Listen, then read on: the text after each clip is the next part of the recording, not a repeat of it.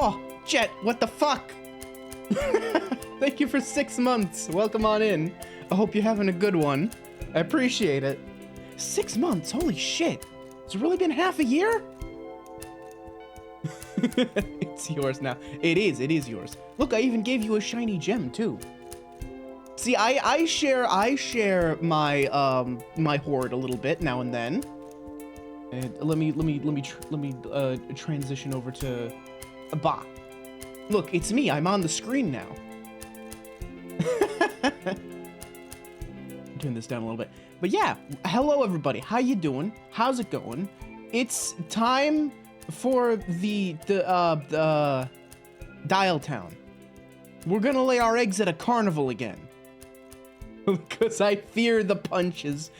I mean, okay, look, I fear the punches, but that's not why I gave you the gem. I gave you the gem because you're a very cool dude.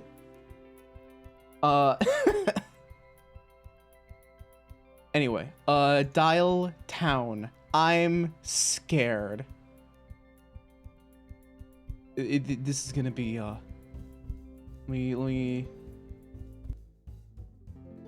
let's shift over to this view.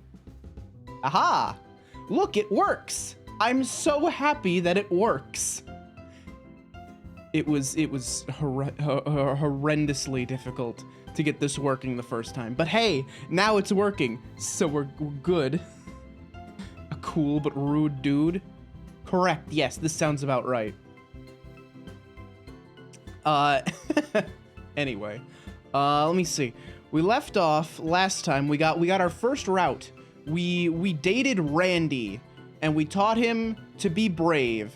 And now he doesn't get bitten by swans every day. So that worked out pretty well for him. He stood up to the mob. The mob has knives for heads, which is cool. I guess we just go with, do we go with new game? Let's see, okay. Yeah, so we can't do chapter 3 just yet. We need to do the other 4 routes first. So let's see. We need to save a dying theater from ruin, encourage an artist to follow her dreams, and teach an ape man to accept himself. We've already helped a man emerge from a dumpster for the final time. We did that. We managed that. So Printer Head is one of them. I remember her. She works at the bank. I don't know that I've seen this one. Maybe I've seen this one. Apparently we haven't met like most of these people. So we'll just start at chapter 1. Why not?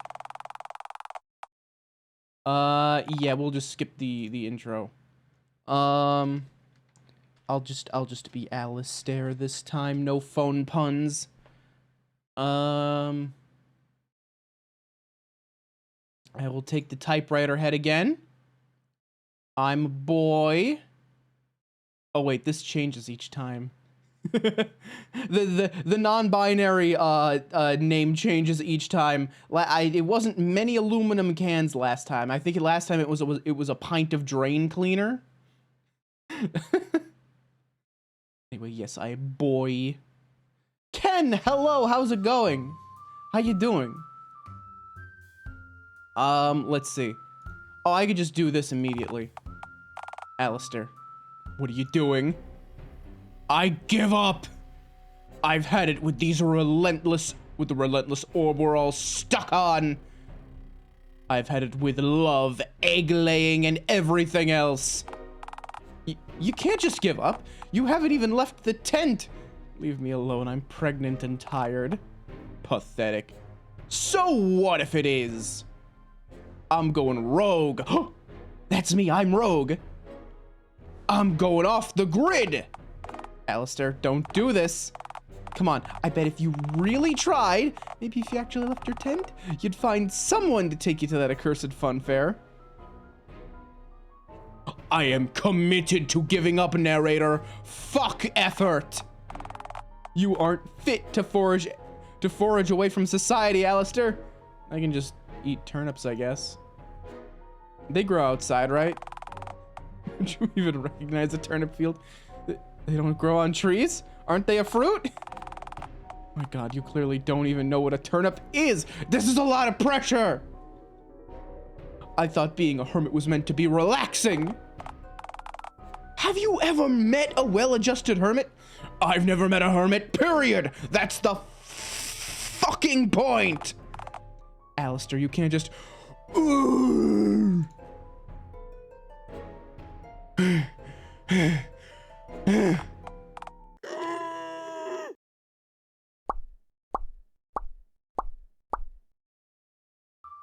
Eggs. Huh.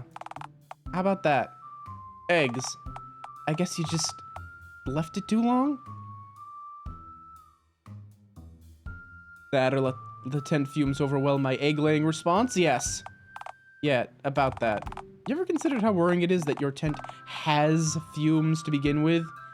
I'm 40% sure the fumes come from me, actually. I guess they just sort of diffuse when I'm in the open air, though. But in here, I am subject to my pungent aroma with no possible escape. I'm gonna morb. Yes, it's me. I'm morbing. I already made that joke. We're not making that joke a second time. Oh God, I gotta catch up. I gotta catch up on the thing. Oh yeah, I did see some of your pictures from Colossal. I'm glad you had a good time. I sadly did not have the vacation days to go to Colossal, so I had to duck out this year. Maybe next year. What about a third time? Well, comedy rule of threes, right? Right. Okay. Okay. Fuck it. Whatever's done is done. Your eggs has to been laid, and you're still sadly you. You have overcome a nary a trial and dodged all possible character development at all costs. Are you proud of yourself? Yes. You are repugnant. I have never claimed otherwise, yes? Great. Guess you're just thrilled with how things have turned out then. Actually, I'm not sure if I am. Wait, really? And why the heck is that? This sort of devious, nonsensical behavior seems right up your alley.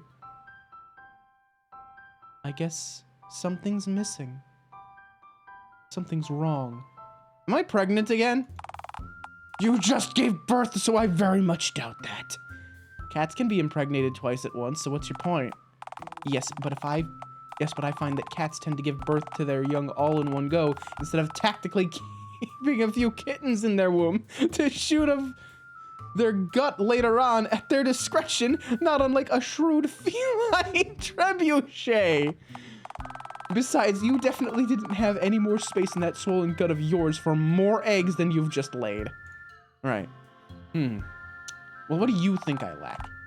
Purpose, definitely. You had one goal, and since you achieved it so quickly, without any effort, character development, you haven't had time to think of the next goal to hurl your limp green bod at.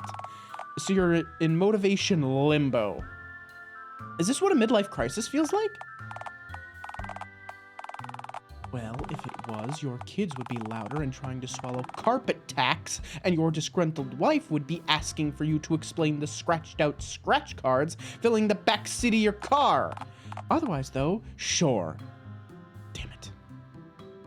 I need some purpose. Propane? Go outside! Okay.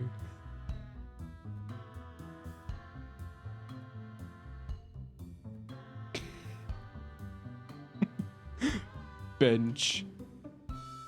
Tell me, dear narrator, is bench a purpose? Only for very special kinds of freaks, Alistair. Trust me, no purpose at all is better than having your purpose in life be bench. Rats, I was so close to. You think this pros thing might just end up coming to me? What? No, that's an awful idea. You need to go out and explore the world, talk to folks, seek new experiences, overcome trials, and dismissed. Oh, universe, hear my prayer. Hang on.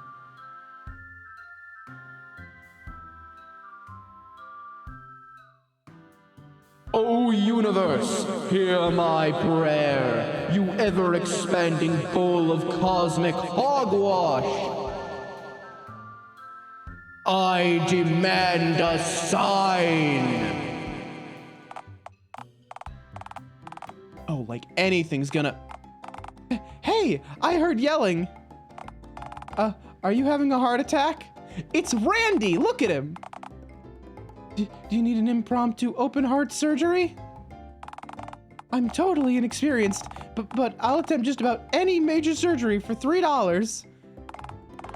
But only if you pay me beforehand, because your surgical odds are not all that good with me at the helm.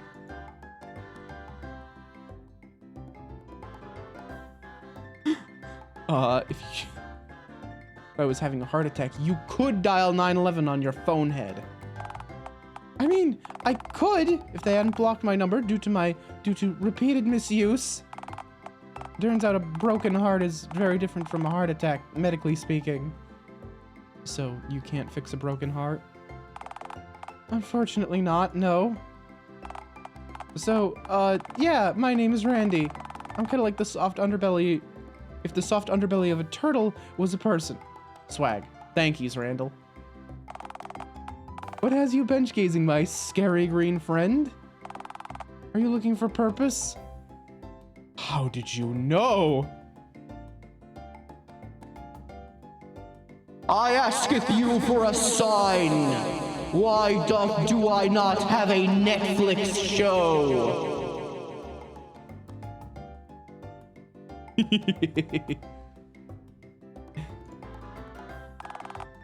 First thing I tried, too. I learned the hard way that benches are not an adequate thing to center your entire life around unless you're a drunk carpenter or a local furniture shop. Otherwise, you're just a bench enthusiast with a nectar problem. So what's your purpose then? Well, right now I'm at work. Then, one day, I get to die. Sounds marvelous. Except for the working part. What else do people use to occupy their time and energy constructively? Well, you see, most people also, well, some of them stream. And it's really embarrassing. Cause they're just a fucking anime boy on the internet.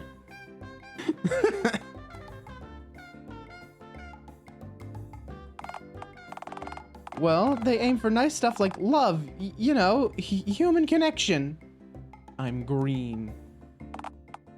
Oh, right. That doesn't seem easy at all. Do you have a love?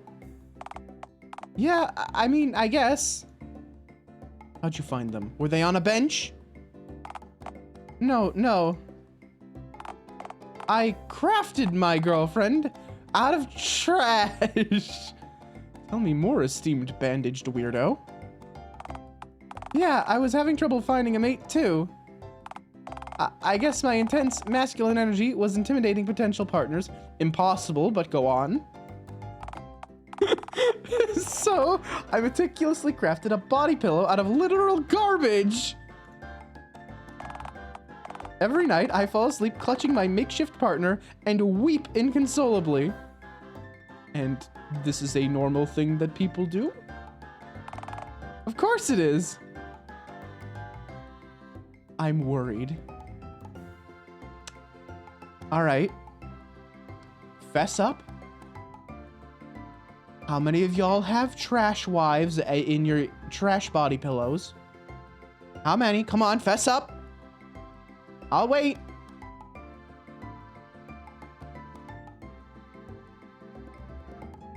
I know at least one of you does. One of you must.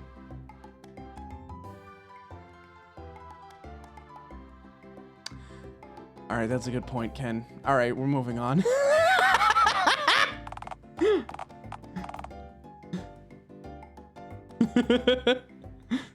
Would I ever mislead you, knowingly or accidentally? I guess not. Alistair Docky? Oh! Now hang on, that's not officially licensed. I don't remember being paid for my likeness. Someday there will be an Alistair Docky. Someday, maybe in a year when I make it big, or 2 years, or 5 years, however long it takes, we're gonna get there one day. When I make it big, then there will be Alistair Dockies, and I'll make a pillow shaped like my tail, and then there'll be plushes and commemorative coins. Could I do this? Absolutely. All you need is trash. Trash. Anyway, I gotta go wrangle a hostile pond avian before it wrangles me. Ciao.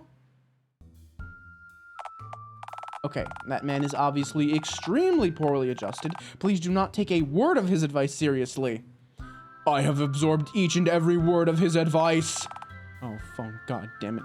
Love.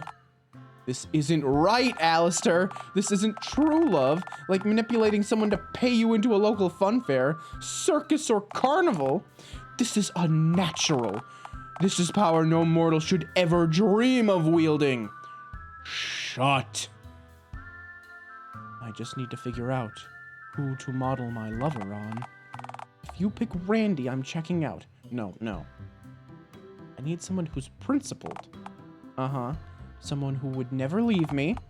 Right. Someone who believes in me and believes I can be better. Sounds promising. Do you know of such a person? Yeah. It's you. What?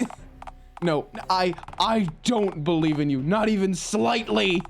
I'm just an incorporeal voice that only you can hear. Pick Randy. He's objectively a much I have chosen. So, what, are you gonna make a body pillow of a me then? How would that even work with me lacking a physical form to depict on the pillow? No, wait, I've got it.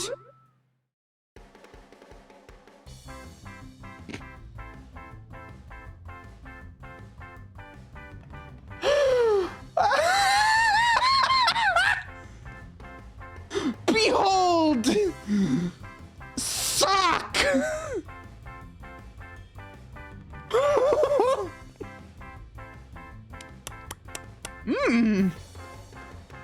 See, this is extra funny, because... Bop. Bop. I was gonna say, this is extra funny, because me and Jet Punch, have a mutual friend named Sock!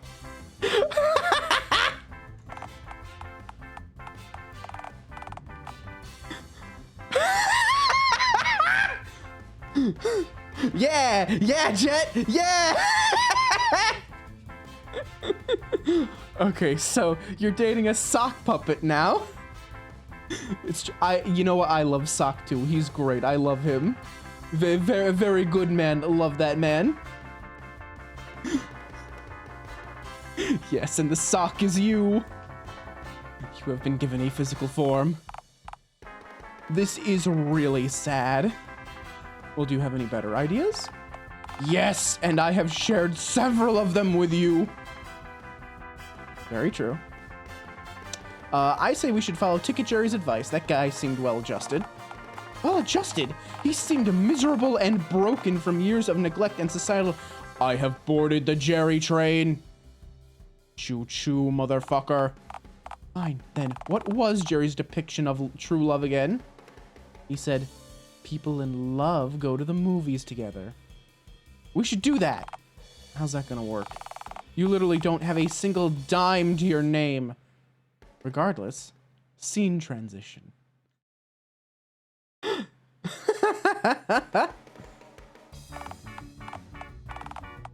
Hey, yes, sir. My name's Oliver. Is that a sock puppet? This is no ordinary sock puppet, dear Oliver. This is my boyfriend. I mean, well, partner. What gender do you assign to a disembodied voice, anyway? That's, buy popcorn. What? Why? Are you talking to a sock right now, or me? I want popcorn. Why? You can't even really eat it. Physical form, bitch. Popcorn. Oh, all right, all right. Oliver, may I have some popcorn for my beautiful, handsome sock partner, please? Sure. All right. This is weird, but I dig it, I guess. Popcorn acquired. Here, that'll be $19.95, please. Would you accept 3 bottle caps and a rusty spoon instead? I think they're fairly equivalent in value. Popped corn. How about... No, I cannot do that. Oh, rats. Fuck. This is dreadful.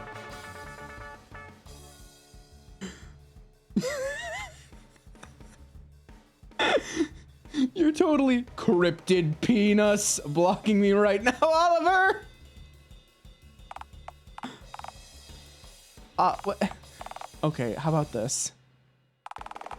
I let you into the cinema to make out with your awful sock partner if you're in and out in 10 minutes. And stay out of the direct line of sight of the CCTV cameras, preferably. Sure, but we might take more than 10 minutes, dearest Oliver. What if we get risky? Please just partake of my groovy offer and or promptly depart. Thank you!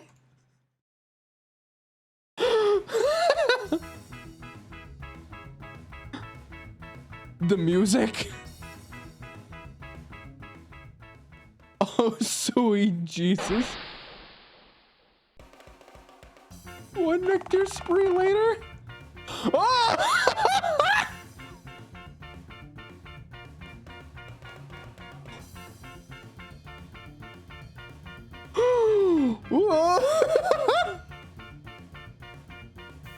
Holy shit. We took a lot of drugs. We took a lot of drugs. Did you really need to guzzle so much nectar on the way here? Yes. Can I at least have some? No. You're planning to acknowledge the dodo. No. What are we doing here of all places anyway? Want to feel love, don't you? Wait, are we at the bank? Not this kind of love. Take it, Jerry said couples make joint bank accounts together. This is the final step we need to achieve true love. All right, then I guess you just summon the...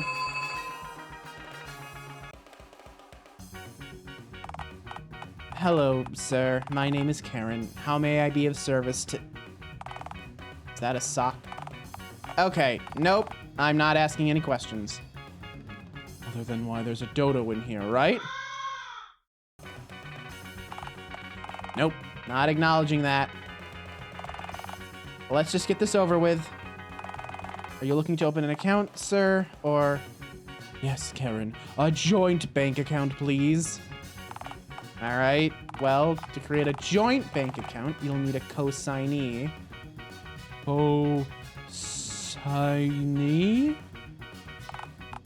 Co-signee. A joint bank account is for 2 people, so I need to know who the second person is in order to create your new account. Right. I swear, if you tell me the co-signee is the sock... I'm so sorry, Karen. I tried to talk him out of... We're in Love Carmo. My name is... You don't understand. Society doesn't understand us. Can you let me eat a paperclip from Karen's desk, please? This isn't the time, sock lover. I want to feel the physical sensation. Don't deprive me of that. Karen, can I at least have a paperclip from your desk? For what?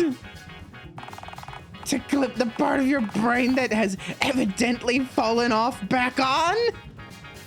No, my sock lover wants to eat one of your paper clips. Oh, don't give me that look. It was the sock's idea, not mine. Security! We've got another sock puppet enthusiast. Okay, sir, can you look right at me for a moment? Why?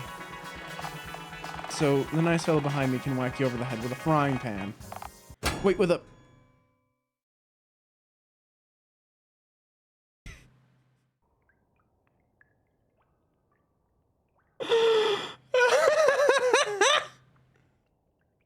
Oh, alright. I need a second. My brain is like flying at 5 miles, like 5 miles a minute. Give me a second. Good God. Alright, well this is... Narrator?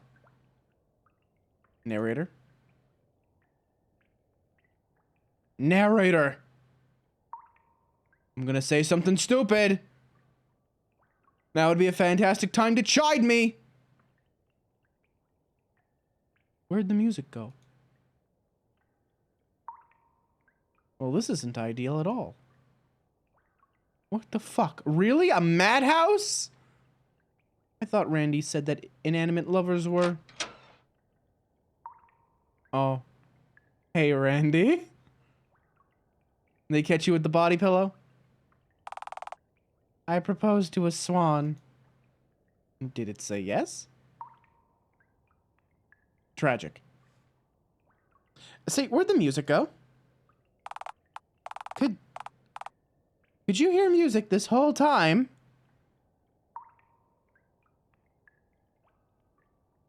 Is she a fax machine? She's a printer, I believe. Yeah, you had a theme song and everything. Was it cool? Kinda. Had a sort of tropical cheap holiday vibe to it. Isn't there just always music playing? Boy, I sure do love saying wacky shit in the padded cell. Hello, narrator? Oh, to hell with this. Randy? I write you a script. Can you talk back to me? Oh.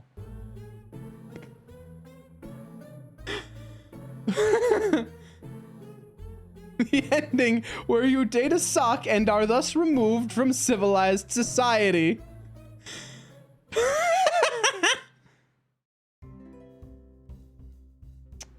Alright, well, okay, giving up didn't work. Let's try something else.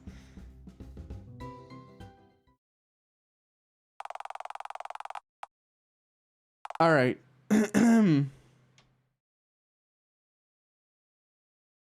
Let's try this again. One more time. One more time. Alright, we leave the tent now. Let's go to the park.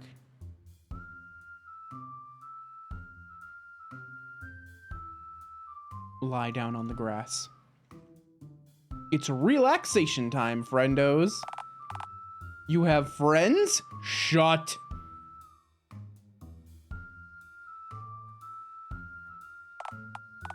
Ah, isn't this just tranquil? It really is quite serene, yes. It's good to get away from the big city. The one you're only like 2 yards further away from. Yeah, the peacefulness really helps unclench the old sphincter, alright. Sure. Why don't I do this more often? Well, usually the grass out here is laden with blades, syringes, and other unmentionables. Well, it's a good thing that... oh. What the fuck? What the fuck? Please put that away. Oh, fuck my arm. Oh, God. Oh, fuck. Oh, shit. Oh, no. Ouch. Yeah, I think I can see a scratch or two, all right? This is why I hate nature and shit. Well, technically, syringes are completely man-made and used, so, like, silence, narrator. Yeah. Might want to find a bandy-aid, or 10, for a few of those little scrapes if you can. Then again, you're penniless and bandages don't exactly grow on trees. Oh, but you syringes grow in fields? How is that even remotely fair? Oh, shut up, you wounded cryberry. Cryberry? Crybaby. Come on, back to the park we go then. Please get the syringes off the screen. I don't like looking at them.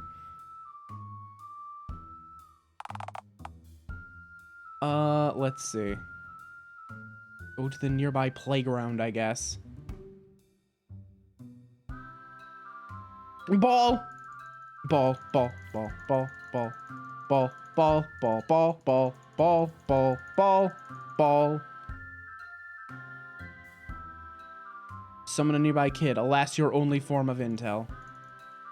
Oh, I can't. Why not? Measure the ground. Exactly 25.05 feet away. Perfect. You know, now might be a good time to reflect on child labor laws and why you're no longer legally allowed to get any closer to this very playground again in the first place. Shut. I refuse to learn any lessons. Rightio. Oh, now we can summon the nearby kid. Childer. Come gather round, Childer. It's little Billy. Hey, bozo. Can I help you? Child. Yeah, I'm a child. What of it? I'm 4'7", smell like grass, despite never touching it due to me having a grass app on my phone, and I take my crystal meth licorice flavored. How's that? How's that for a snot-nosed brat voice? Does that work? Does that work? That's what I'm going for. This is... Oh, wow, wait a minute. This is just Futo, isn't it? This is just Futo. Kids grow up so fast nowadays. Why, I remember when I was your age. A mere hatchling. Why, my tail hadn't even grown yet. Still waiting on that bad boy to regrow, but once it does... Okay, scary green man. Say, are you not allowed to get within 25 feet of this here playground? Joke's on you, vertically stunted shitlord. I measured the ground before summoning you. I'm within an irresponsibly marginal, but still legal, distance. Ha. You're less than 25 feet from me right now, though. Nuh-uh. We learned about 2-digit numbers at school yesterday, so your reptile brain bullshit won't work on me this time, bozo. Well, double joke's on you, you little scrota. The law says I can't get within 25 feet of the playground. Not the little scroats contained within its confines. Technically, you approached me. I win. Yo, if I go back to the slide, you won't be able to talk to me without shouting? Okay, see you later then, but please no, I need intel. This is the question about the birds and the bees, then I'm sorry, but my dad got really angry when I asked him about that for you. Turns out shit gets nasty when birds fuck. No, it's not that question this time. Then what is it? What are the new cool words? Oh man, cool is the new drool. What you need are some qualities.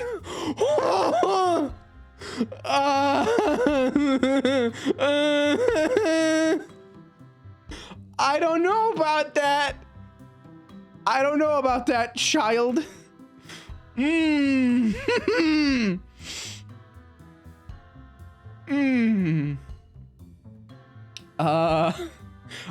Kids. Yep, that's kid, all right.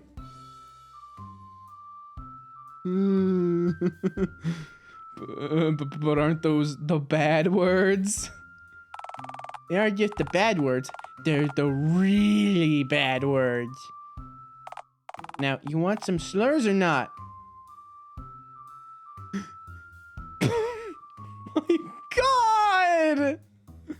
Give me the slurs, please. Now, I'm sure you all know the popular ones, like calling an inexperienced rug salesman Aladdin, or referring to a slightly unfamiliar dog as a Groucho. But the mightiest slur of them all...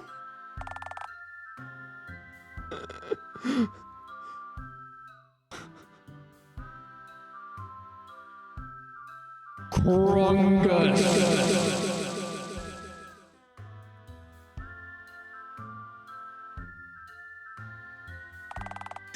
All right, there we go. It's time to cancel me on Twitter. I said the worst slur of all time. It's like a cheat code, but instead of unlocking you an extra life or more dollars, it just unlocks you a particularly painful death. Awful. Thanks for sharing. My pleasure, green one. Now, we done here or what? Can you pay me into the fun fair? Are you seriously begging from children now? Have you sunk that low? I was always capable of such things. There is no lower that I can sink to now. Sure, I guess, but like... I'm a literal child. You think I have money? Don't play dumb with me, Billy, you juvenile shit stain. I know your dad gives you pocket money for doing your weekly chores. Cough up. The money or your kneecaps. I bite. Okay, forget the threatening part. I bit off more than I can chew. Come on, man. I'm desperate. I need somewhere damp and moist to lay my eggs. Okay, I'll stop you right there. I have $2.07 to my name, which would only afford me one ticket.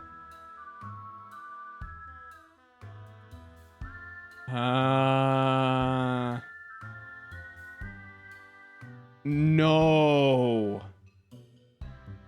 No. I'll just have to abandon you at the gates then. Well, see, that plan would have worked great had you not been stupid enough to inform me of the caper before you could pull it off successfully. Oh, shit. Outsmarted by a child yet again. Technically, I didn't outsmart you because I didn't figure out jack shit out on my own. You just gave your plan away because you're an amphibian moron. All right. Shit. Keep thinking, bozo. Sorry, pal, but you gotta make it on your own. I understand. Bitch. What do kids eat? Are you trying to lure more kids away to clean your tent again? No. You are, aren't you? Yes. Now answer the question, you prepubescent shit stain. Well, personally, I consume an exclusive diet of glitter, modeling clay, chocolate milk, and chicken nuggets, like most kids my age. You want to write this down? I can't really write. Oh, because you don't have a pen? Sure. Never mind the fact that my head is a typewriter. Home dog slice, man. So, what do you want, bozo? Nah, fuck it, I'm done. You're dismissed, child. I do have a name, you know. Yeah, and I don't care to learn it. Be gone, stunted one. All right, later, bozo. Okay. We leave the playground now.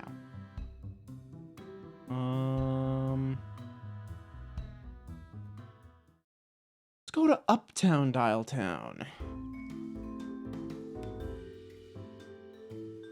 Let's see. Let's go to the local cinema. What would you like to do now? Summon an employee. Hey, sir. Welcome to... Whoa, pal. Really digging those nipples, for real.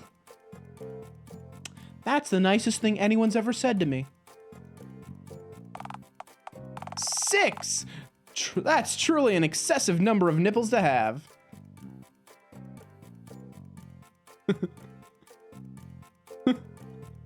Oh, sure, holler at the stitched up freak. Hey now, what if I think having nipples around your stitches is... Wait, I said that the wrong way, didn't I? I have more stitches than nipples, so you were correct in my case. Anyway, Home Slice, what can I, a humble popcorn dispenser, do for you on this fine spring afternoon?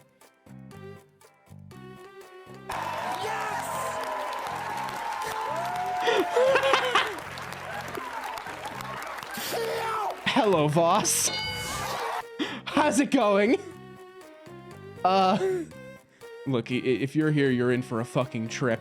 This game is, well, you'll find out real fucking quick.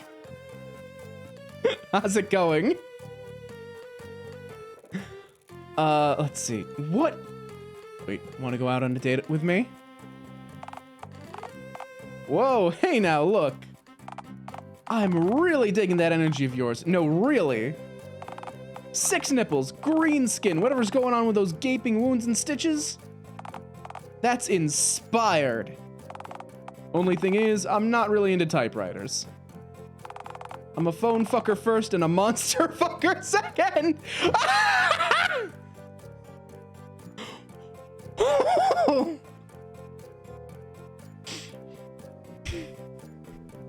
Christ alive. Sorry, man. Absolutely heartbreaking. Have a nice day. But hey, if you want to buy some buttery popped corn with the consistency of cardboard for an outrageously gouged price, I believe I can be of assistance. What is this place? This is the popcorn and film dispensary, my good chum. Yeah, I was waiting for Zeal. I was waiting for Zeal to chime in on that one. Phone fucker first. Yep. Good God. We extort customers at this counter by selling them overpriced snack food, then relay them a wondrous tale by beaming light straight at the silver screen from a magic movie room. Is this sorcery? I consider myself a sorcerer of filth, perhaps, an apt conjurer of muck and grime, but this art form isn't quite witchcraft nor warlockery, I'm afraid. No, the actual beaming work comes from our dear old movie projector and possibly my greatest love. Big Bertha. She's our pride and joy, been with the cinema since its founding day. Meaning she's been here longer than I've been alive, and she will likely outlive me too. Such is the way of the silver screen, yes. What movies are showing here right now? Well, we have a few movies showing, but I can't honestly recommend literally any of them. What are they about? Well, one of them is about the sinking of the Titanic. But the ship is a giant telephone. Ridiculous! You can't just slap phones onto generic life and expect it to be more appealing. I know, right? The other movie is, well, a 4-hour biopic on Milton Coolidge, the inventor of the feather duster. 3 of those 4 hours are comprised solely of him slow dancing in a dark room, filmed in grainy black and white footage while the actor weeps inconsolably. Thoroughly absorbing, thank you. I will never see either of these films. I know. But, hey, I'm sure the entire medium of film isn't, like, doomed forever or anything. It's not like they'd bring a shitty vampire movie back to theaters on the whim of a fucking meme, only for it to flop even harder the second time, right? Ha ha ha ha ha ha ha ha ha. I think we've actually done all of this in the last time I played this, like a week ago. All right, we leave the cinema now. We're gonna find Oh, we're gonna go to the bank. We're gonna see if we can date, Karen. Silence, it's my love quest. Just lay the eggs, I must find love. Drink the milk of human kindness and all that jazz. You have like 6 nipples. Why not just extract your own milk of whatever? Nope, wouldn't work. The milk of human kindness probably isn't meant to be the same color as jet fuel. You know what? Perhaps not. But is the consistency of said milk still nectar consistency? Right. Thanks.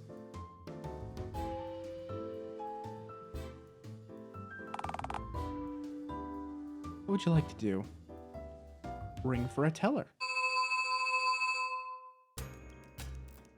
There she is! Hello, sir. Welcome to the Dialtown City Bank. My name is Karen Dunn. You're green.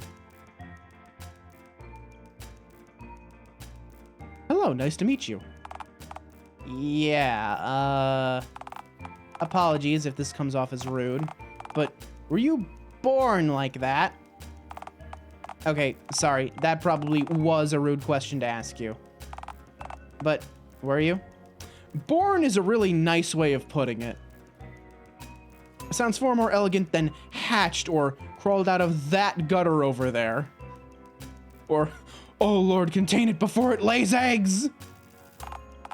Right, yes, okay. Thank you for clearing that up. Now, were you hoping to make a transaction, sir, or... Are you taken by any chance? Taken by what exactly? No, I meant, are you free tonight? Am I... What is this? What are you asking? Can I help you?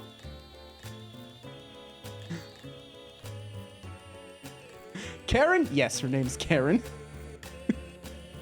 Oh, I don't like any of these options.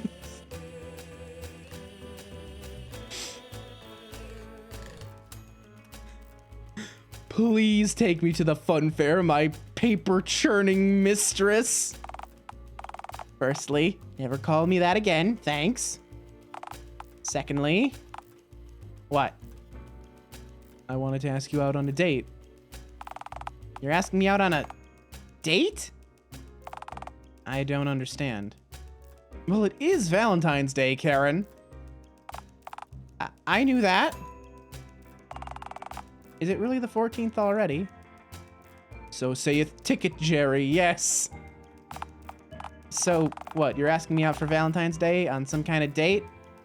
I mean, yeah? Well, I mean... Yeah, I could let you take me out for Valentine's Day, sure. But why are you asking me of all people?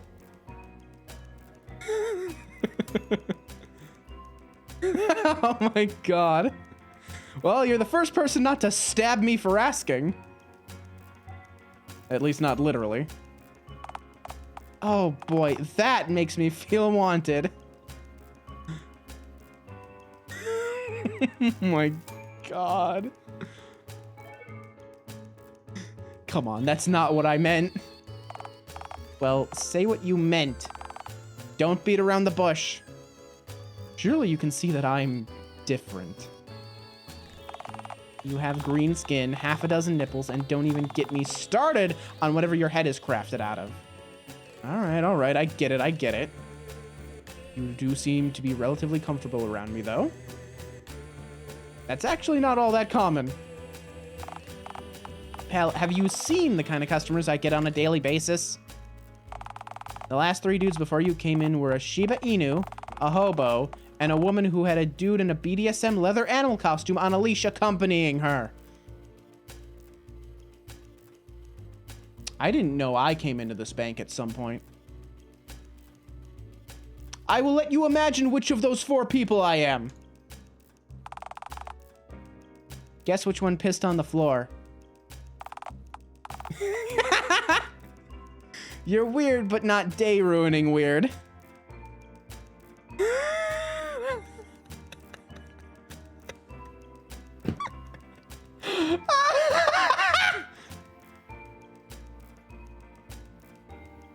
Okay.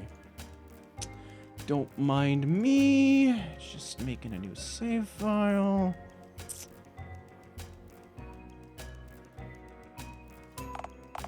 Stop the security. We've got another pisser.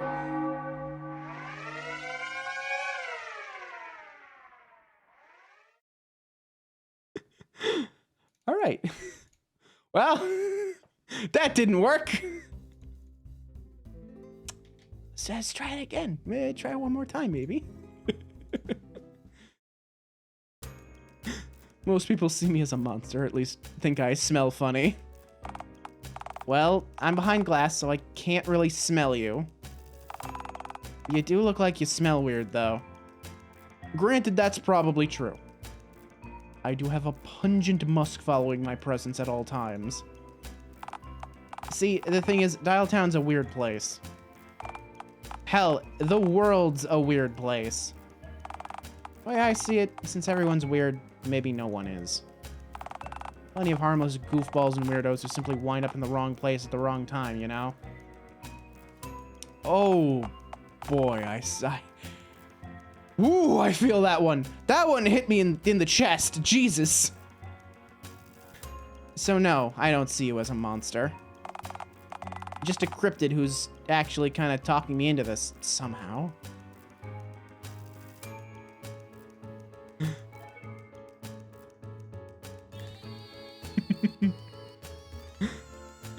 Beat your chest in an ape-like dominant fashion. Okay, forget the harmless part. That was clearly an aggressive stance. Unless you have fast food shares like Mr. Squatch does, I'm afraid you'll have to leave, sir.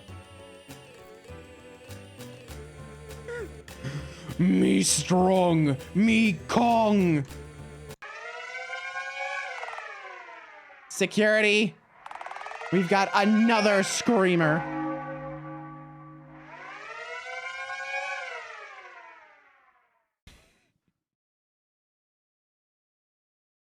Damn, I can't believe that didn't work.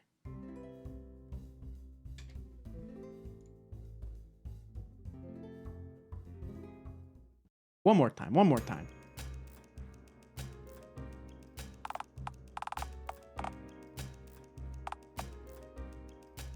All right, yes, smell weird, something about musk. Everybody's weird, yep.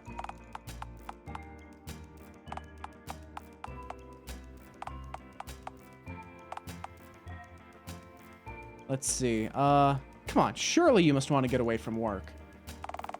Why would I want to leave the one thing that allows me to put food on the table? Sorry, I just presumed since, you know. It's such a you thing to do. What, beat my chest like an ape, man? I don't know how to feel about that. You sit in the same spot talking about forms and papers all day, every day. Doesn't sound particularly riveting. Well, Look, this is a niche that needs to be filled. My enjoyment is completely irrelevant. Doesn't mean you shouldn't get to treat yourself, though. I don't know. It is Valentine's Day, Karen. Okay, fine. You're right. We can hang out later, I guess. Gnarly. Yes! How does the fun fair suit you? I'd rather pretty much anywhere else, if I'm being honest. It's kind of really moist and loud. Like my ex's apartment. It's fun! Quiet, dry, and sanitary places can be fun too, you know. I've never seen a fun dentist's office. Okay, fun fair it is then, I guess. Alright then. Away we go! Away we don't go. My shift doesn't end for another couple hours. My shift ends at 6 p.m. and it'll likely take me a good 30 minutes to reach the fun fair. Give or take, not counting traffic and potentially getting hit by a bus or, like, kidnapped. We'll say 6:30 p.m. for the sake of simplicity. Great snakes, that's hours away. What misfortune. So does that mean I have to stand here for like hundreds of minutes? Well, no, because if my boss saw me letting you loiter here for that length of time, I'd get sacked. So, you can wait for me wherever you want. Just not here. That is quite the question. Where should you wait? Keeping in mind, Karen won't be off work for a good few hours. That's a tricky one. Well, maybe we should wait up the... Ticket, Jerry! Alright, that startled wretch of a man that you insist on torturing with your intimidating presence, I guess. Yes, apes strong together. There he is. Ticketjerry. No, Where's my damn can of repellent? I need to... Please, I implore you, vile demon. I am tired and near death. Surely there's another tired tertiary sector worker somewhere in this hornet's nest of a town that you could bother even half as relentlessly as you have me.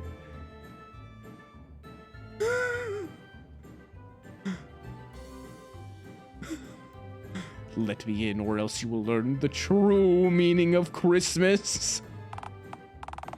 What? Or the ghost of that last guy to work in this booth will approach me wearing chains and moaning my name?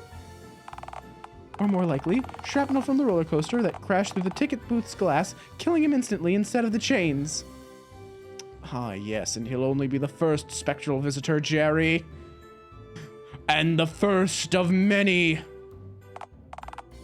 Are you seriously festively threatening me right now?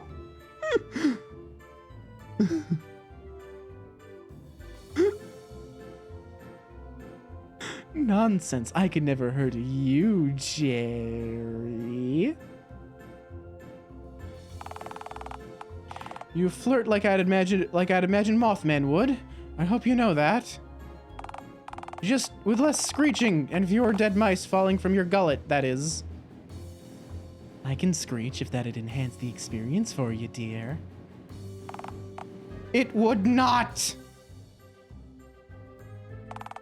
Stop looking at me like that!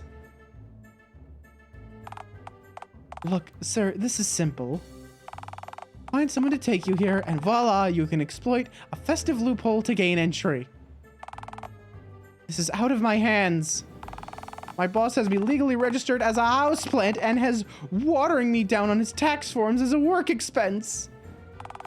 I couldn't be on a lower rung here. What if I told you that I do have someone to take me? Well, then I'd mostly just respond with vocal disbelief since you waited this late into the conversation to tell me that. I am pretty troglodytic. Pretty troglodious, yes. Okay, so where's your date then? She's not here yet, Jerry. Give it time. Yeah, speaking of time, do you know what time your date's arriving at? Well, she said she'd arrive around 6:30 p.m., give or take. It's barely past noon. What are you doing here? Go! Shoo! No can do, hombre. You'll just, like, move the entire ticket booth when I'm gone or something just as absurd.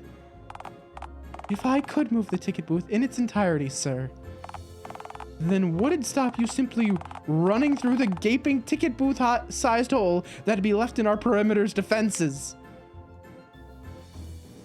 Fairground snipers? Huh. You mind if I take that idea down for the next time I see my boss? I do mind. I hate being shot at. Look. Just go home, get some rest, maybe freshen up for your date. Or rather, in what I'd imagine to be a typical case for you, come back even stickier than you are now. Funfair will still be here when you get back. I will still be here when you get back. And heck, maybe your date will be too. Come on, sir.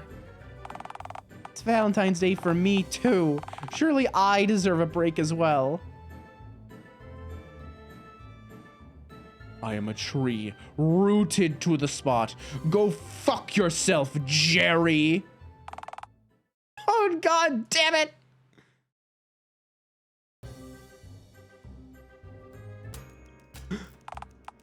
Oh, look, there she is.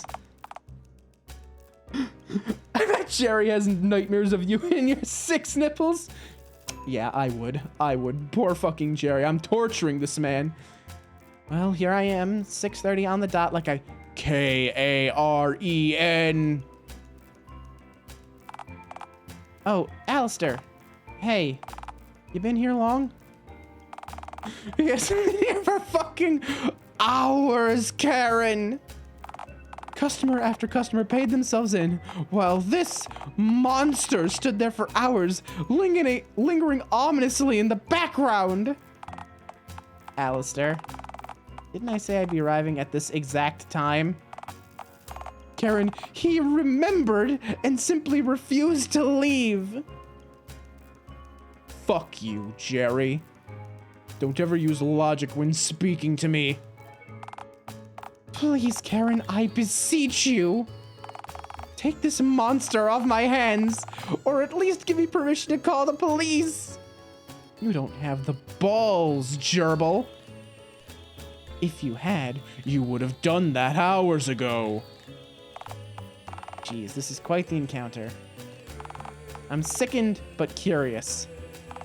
I kind of want to pay us both in just so I can see what'll happen next. Karen, you're not... Surely $2 is worth the price of admission. For the fun fair and for a front view seat for whatever kind of antics he could possibly have in store for us. Oh, baby! Get you a woman that appreciates your antics. Get you a woman who's willing to pay $2 to see you act like a fucking clown. Karen, he's just using you for a free ticket. You know, on account of the whole 2-for-1 ticket dealio we've got going on today. Really? So the only shred of affection that I've been shown in the last 5 years is just... I'm afraid so. He just wants you to pay him in, like a printer-clutching parasite, so he can lay his eggs in a damp ditch deep within the fun fair's untamed grounds. Lies! Ironically, itself a lie. Oh, I get it. I thought you were actually serious for a moment there. Heavy sweating. No, Karen, I really mean it. He is going to... I may have a bit of a reputation of not detecting sarcasm, but come on, Jerry. You think I'm enough of a fool to believe that Alistair lays eggs? Karen, I really mean it. He's akin to fucking Sasquatch. An oily, moist, egg-laying Sasquatch! What a ridiculous proposal. 2 tickets for me and my date, please, Jerry. Oh, thank the phone, Lord. Look, it's a wild story, I know, but... Hell, why do I even care? This is out of my hands now. In you two go, I guess. Enjoy the... Yeah.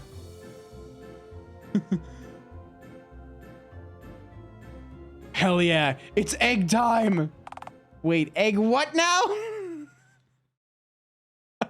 Too late, Karen, you've already paid us in! Dog on a stick. Alright, here we are. You've got me where you wanted me. Long do. What's next? Well, we are in a fun fair. We could always go on a ride or two. Something that'll shift the egg. Something fun. Well, alright, what do you have in mind? I know just the ride. How about that crab claw looking thing that screams deafening metal in Mexican? Jerry's free, only for now. The next time we see him...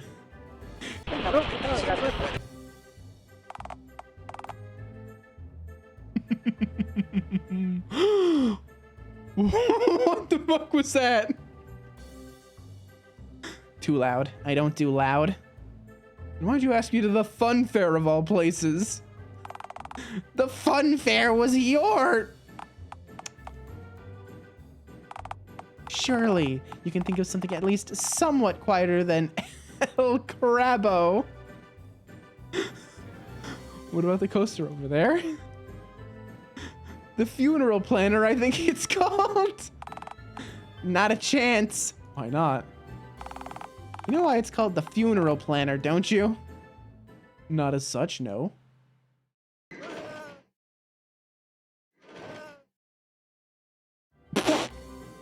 Okay, that filled in some gaps, yeah. Alright, so you want something that isn't flashy, loud, or dangerous? Ideally, yes. Gee, that really whittles down our selection, doesn't it? Well, how about the carousel? What is that? I don't speak Italian. It's... in terms you'd understand. Horse wheel. Oh, the horsey wheel. Why didn't you just say that? Oh. This game truly is written for my garbage sense of humor. Holy shit. Man, I haven't seen one of these babies in a long time. You like horses, then? I kinda do, yeah. Why do you? They're alright, I guess. Right. They just kind of stand around making dumb noises with their mouth all day. Well, that galloping around and eating hay, oats, and other assorted grains. What more can you ask for from a creature such as horse? Right. Don't take this the wrong way, but you are awful at dating. Thanks, I like to think so too. Now on to the horsey go round we get. Funeral planner looked fine? Yeah, I've been on worse. God, I remember my first roller coaster. My first, like, real roller coaster, right? Well, real-ish. It was like a mid-tier roller coaster, right? So, like, the low-tier roller coaster are, like, the really kiddie roller coasters that just kind of go up and down, and they don't go more than, like, the hills aren't more than, like, a couple feet tall. Like, it just goes around in a circle, like, you know, like 10 times, kind of just going up and down, and there's no real, like, scare to it. And it's designed for little kids. The high tier roller coasters are the ones that actually go a substantial, like, you know, amount of feet in the air and then drop you down, or the loop-de-loops, those kinds of things. Proper roller coasters.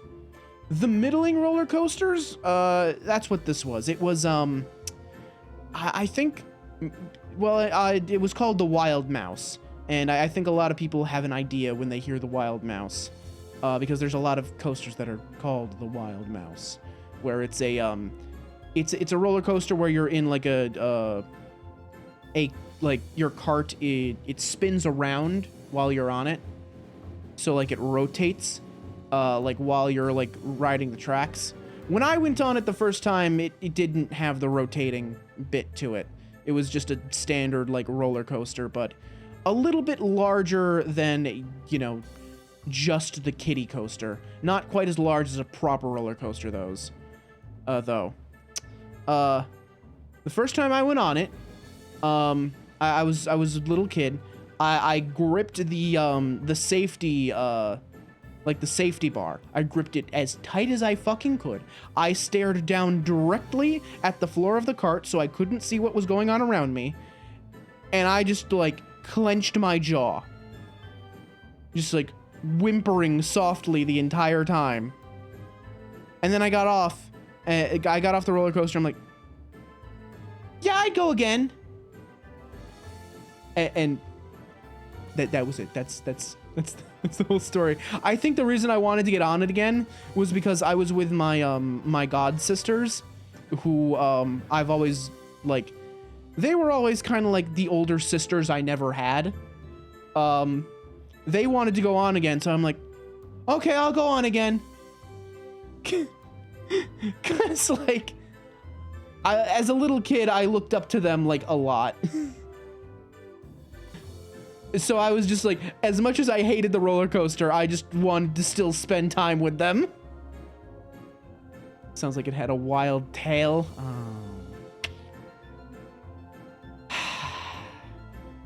Well. The fear delight reaction roller coasters have? Yeah. These days, I enjoy roller coasters unironically. I got over my fear of roller coasters by going to Cedar Point one year. And Cedar Point is just all roller coasters of varying height. So we started on the small one, and we slowly like worked our way up bigger and bigger. And by the time you do the dragster, which is 410 feet up in the air, like I think one of the top 10 tallest roller coasters, also goes like from 0 to 120 miles per hour in like 4 seconds. Yeah, you're not really scared of roller coasters anymore after that. You've kind of experienced all they have to offer. Anyway. Say, what's this? What do you mean? Why are their heads like that? Oh. Well, it must be an antique. I don't understand. Why doesn't this horsey have an engine for a head? How else can I properly gauge the beast's horsepower? Like I said, it's clearly an antique. Scarabell must have been produced before the worldwide dial-up. It wasn't just us who had that done to us, you know. Animals, too. Really? Yep. Originally, mechanical and organic entities were distinct. So the whole world was altered? But surely not everyone must have been manually changed. Surely someone must have been missed, right? Don't tell me this is another one of your clown theories again. Okay, never mind, never mind. Just get on the horsey wheel. They're not as common anymore. Yeah, I'm pretty fortunate to be not too far from a pretty substantially sized theme park. I used to work there. I got some fun stories from that one. One that I've told several times is the time that I met the Backstreet Boys and did not realize it. So I worked games at that theme park, right? And that particular day, I was at the strongman game. You know, the one where you take the sledgehammer and you hit the thing and you try and ring the bell. That one. So I was working that, and I'm just kind of like, you know, there, and these guys walk up to me, right? These guys must have been in like their 30s or something, right? They're wearing this like really like trendy clothing. Like a couple of them have their like hair like spiked or slicked. And I see them and I'm like, they walk up to me and they're like, hey, so that roller coaster over there, like, is that like a good roller coaster? And I'm like, oh yeah, you know, that one's pretty good. If you want like a really big roller coaster, it's over that way. If you want one that goes upside down, it's over there. And, you know, I just kind of like direct them to a couple different coasters and like answer their questions. And they leave. They're like, oh yeah, hey, thanks, man. Like, yeah, no problem. Have a great day. They walk away. And these two girls run up to me. Must have been like, I don't know, 14, 15. And they're like, oh, was that the Backstreet Boys? And I'm like, what was it? Yeah, they're in the park today because they got a concert, because the theme park has a concert venue. Yeah, they got a concert today, so they're in the park today. And I'm like, oh, I just met the Backstreet Boys. I had no idea. I had no fucking idea. That's one of my favorite stories to tell. That's one of my favorites. I will say though, the Backstreet Boys didn't have the same reaction of going through the park as say, God, I don't know who it was because I don't follow the genre, but there was a rapper who did a show at the park one year, and he was in the park that day, and he had to be followed by like a bunch of like bodyguards, and there was a crowd of people following him. Just like a fucking, like a mob of people following behind him. Like, why? Literally, what? Why follow him around like that? Just like take a picture and move on with your fucking day. You're at a theme park, for Christ's sake. Go on a fucking ride. Leave the poor man alone. Must have been unpleasant for park staff. I'd imagine so, yeah. Jesus Christ. It sounds like a fucking pain in the ass. God, the worst part about concert days though was the parking. Like, so normal employee parking is we're relegated to like a very far back corner of the parking lot that the guests use, right? So we've got like a back corner where we park, and it's, you know, it's near the back entrance, so it's fine. You know, it is legitimately the shortest possible you know, walk from there to the back gate, where you sign in and get punched in and stuff. If there was a concert though, in order to keep that area of the parking lot open for guests, we had a little like gravel parking lot off to the side for employees only. And that's where we would park. However, some concerts were massive. Like twice a year there would be a concert so fucking enormous that even that employee parking lot wasn't enough. Like, they would use that employee parking lot to hold more guest parking. So what we had to do was this theme park has a campgrounds attached to it as well. You know, they've got like a hotel, they've got a campgrounds, they've got like a lot of shit going on. So what we would do is we would have to drive a long way into the campgrounds. Like, I would have to get there like a good half hour, 45 minutes early, just to drive like deep into the campgrounds, park in an empty field, and then wait for the shuttle to like, because we had like go-kart shuttles basically that would like drive back and forth to like move people. So I would have to wait for the shuttle and then ride it to the back gate. It was awful. I hated it. I have never listened to what was the name of the band? Florida Georgia Line Band. Never listened to them in my life. Never will, because I have a just like innate hatred of them because they made me have to get to work 45 minutes early. They're like a country band, I think. Let me double check. Florida Georgia Line. Florida Georgia Line is a musical duo. Yeah. Look, I live in the EST, right? I live on the East Coast. The problem is, the rural areas of my state have a whole bunch of fake country people. Like a lot of fake country people. Like, not too far from me, just like 10 minutes from where I grew up, there's a rodeo. There's an annual rodeo. I need you to understand, people out this way, there's a lot of fake country. Holy shit. A lot of fake country. Like, my friend, you live in a place that has winter. You are not country. You are not a country boy. Please stop acting like one.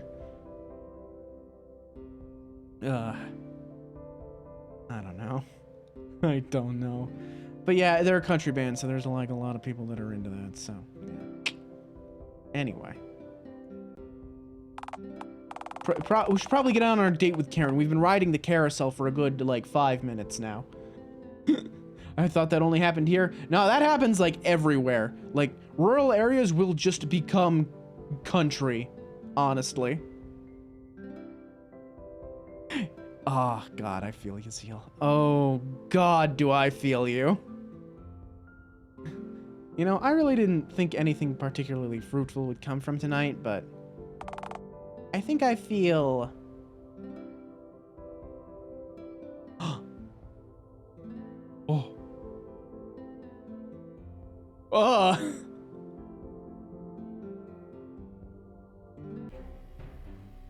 Oh no, my gut! The horse romance has shooketh mine gut. Pardon? It's egg time. I'm sorry, what? Sorry, Karen, it's been real. But now I must flee to a nearby ditch. Alistair, wait! I did want to smooch the printer, but alas, I must lay the eggs. Here. This hole will do. Do you really think abandoning Karen like that was fair? On the horsey go-round, no less. Is nothing sacred anymore. Shut.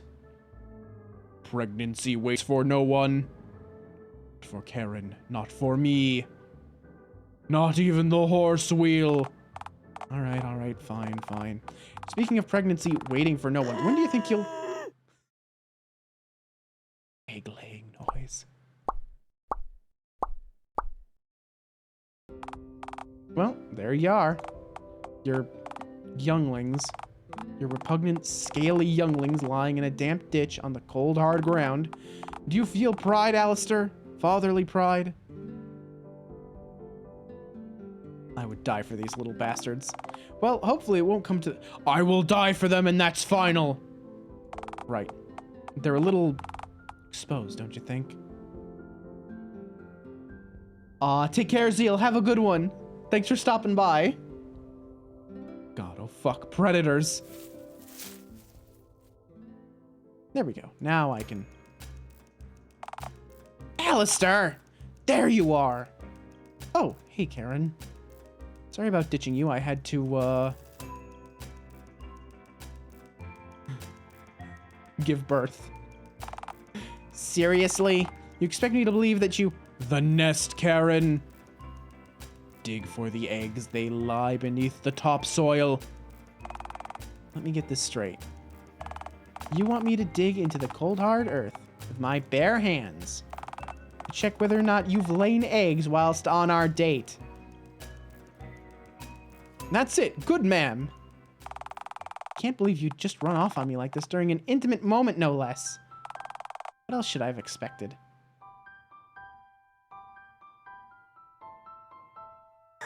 God. Karen, I need a favor. You could not be asking at a worst possible time. But you've piqued my curiosity, so reveal what you want, knowing that I will almost certainly say no. You buy me a fairground wiener? No. Karen, please. I am famished, Karen. Right. Yeah, well, I'm off. This was dreadful, thank you. Don't mention it, Karen. See you again soon. No.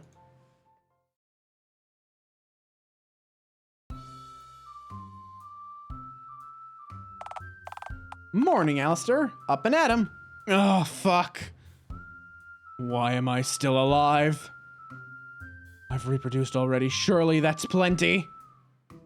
I thought I'd just shrivel up and die by now. Purpose fulfilled. End of story. Oh, come on. What are you, a spider or an octopus? You don't have the legs. Bipedal pouting. Oh, no, you're not off the hook that easy. After all, what of your eggs when they hatch? Who will feed them? What about predators? They can fend for themselves. I'm content to raise some omelets. That may be just be the most repugnant thing that you've said yet. They're your kids, bro. Your green, scaly, unborn children. Actually, that's a good point. I've never heard of a decent omelet being green. Maybe they'd be better hard-boiled. Well, you just gotta serve them with a little bit of ham, you know? So, you're awake now? Unfortunately, yes. So, what now? Yeah, see, I'm not good at coming up with ideas. At least ideas that don't involve pregnant groaning, foraging, and scurrying. You did not have to say that. And with my young having evacuated my swollen lime gut, I guess that leaves scurrying and foraging on the table? Look, I've said this to you before, and I'll say it again. Scurrying and foraging are fine as occasional hobbies, but come on. They don't quite fill the gaps that'd normally be consumed by shit like child-rearing or having a job.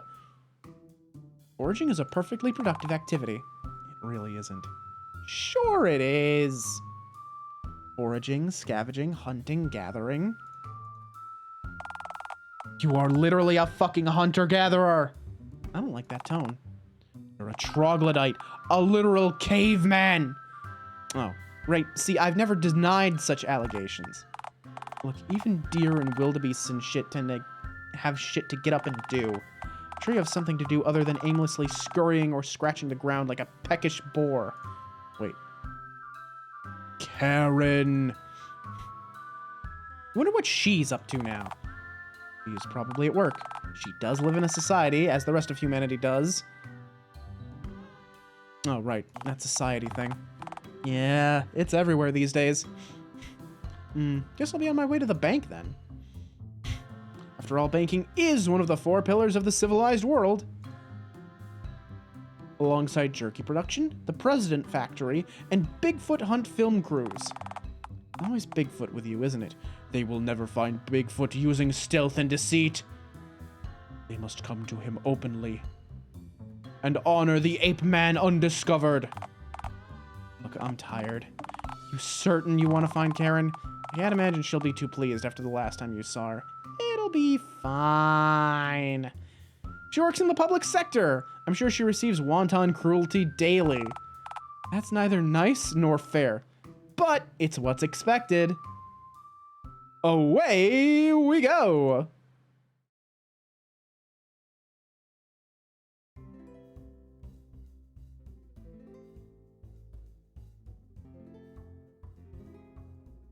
Chapter 2. So done.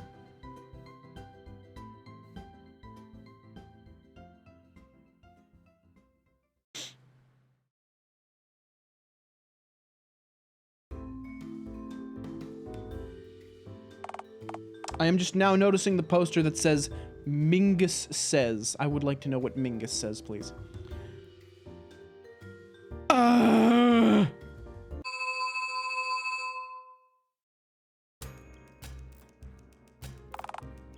Alistair? Why are you here? Hey, babe. I'm, as they say in Nebraska, back. Well, as they say at work. Look, I'm at work. So unless you have any important business with DTCB today, sir, I don't understand, Karen. I thought what we had was special. Special? You ditched me during the date. And according to you, it was to lay eggs in a nearby ditch.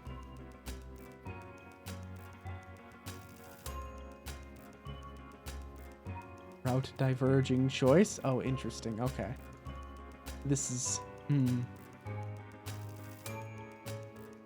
very interesting route diverging choice.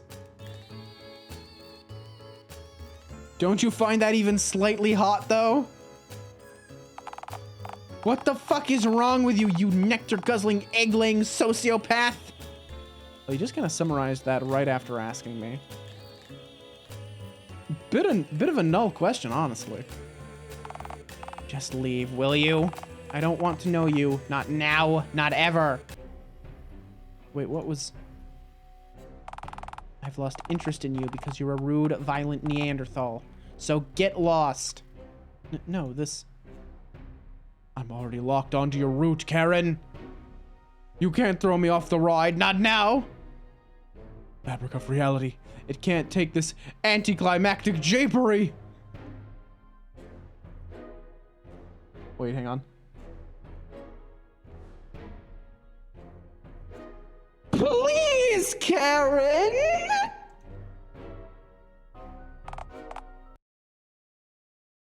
Oh, wow, the game crashed.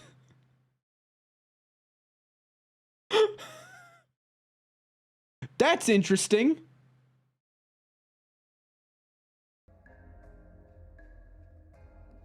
Ugh, where am I?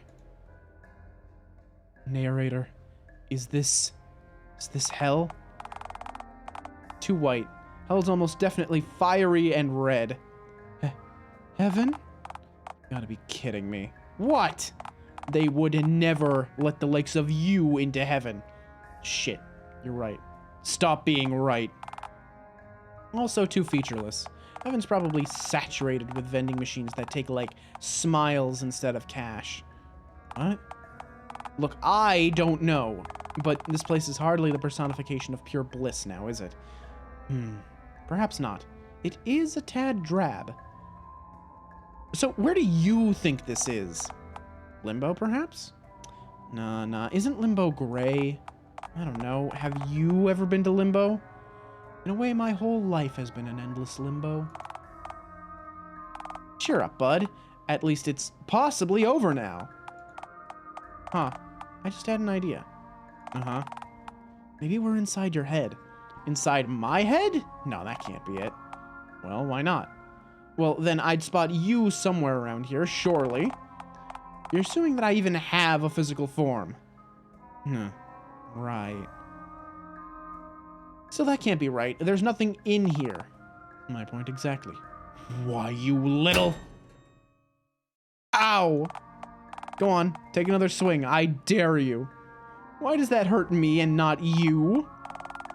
You see, pain is transmitted via our friend, the neuron, which is comprised of axons, dendrites... Stop it! You're making the pain mental as well as physical. That's the entire point, yes. Fucking smiley face. Wait a moment. If my head hurts, then we can't be in my head.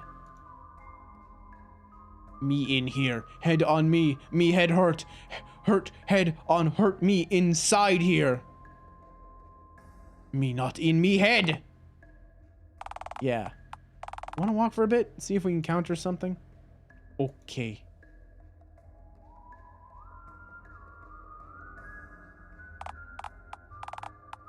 Hey, look, random bullshit. Wow, epic. Truly swag. What was that?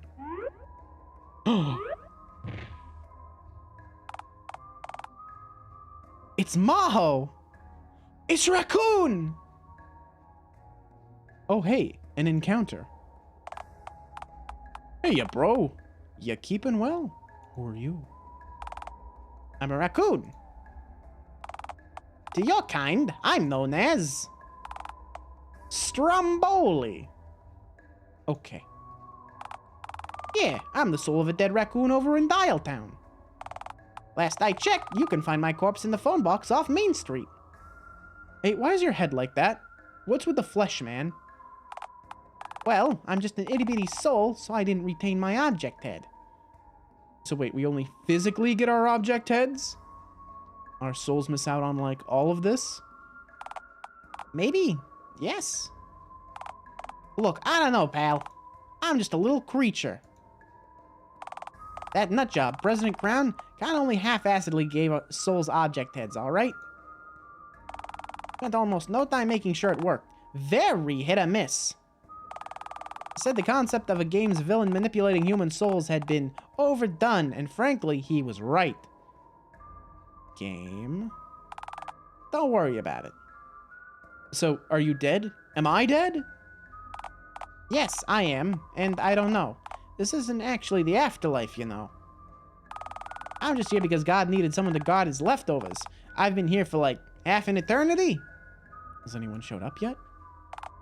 Nope, just you. Also, feel free to take as much of these damned leftovers as you want. I'm really spiteful and generally disloyal. Okay.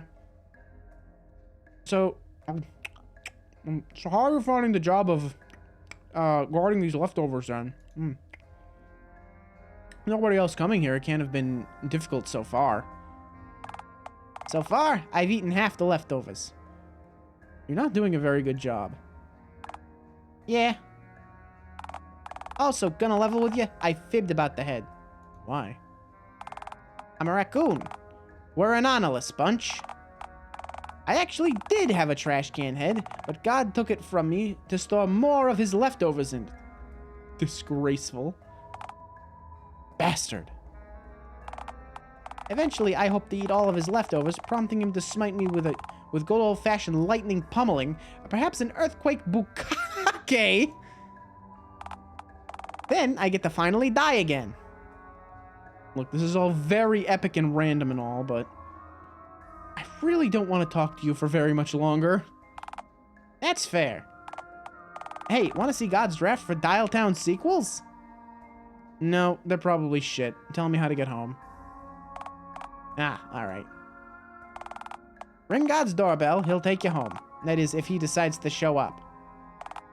But, can you wait for a bit till you ring it?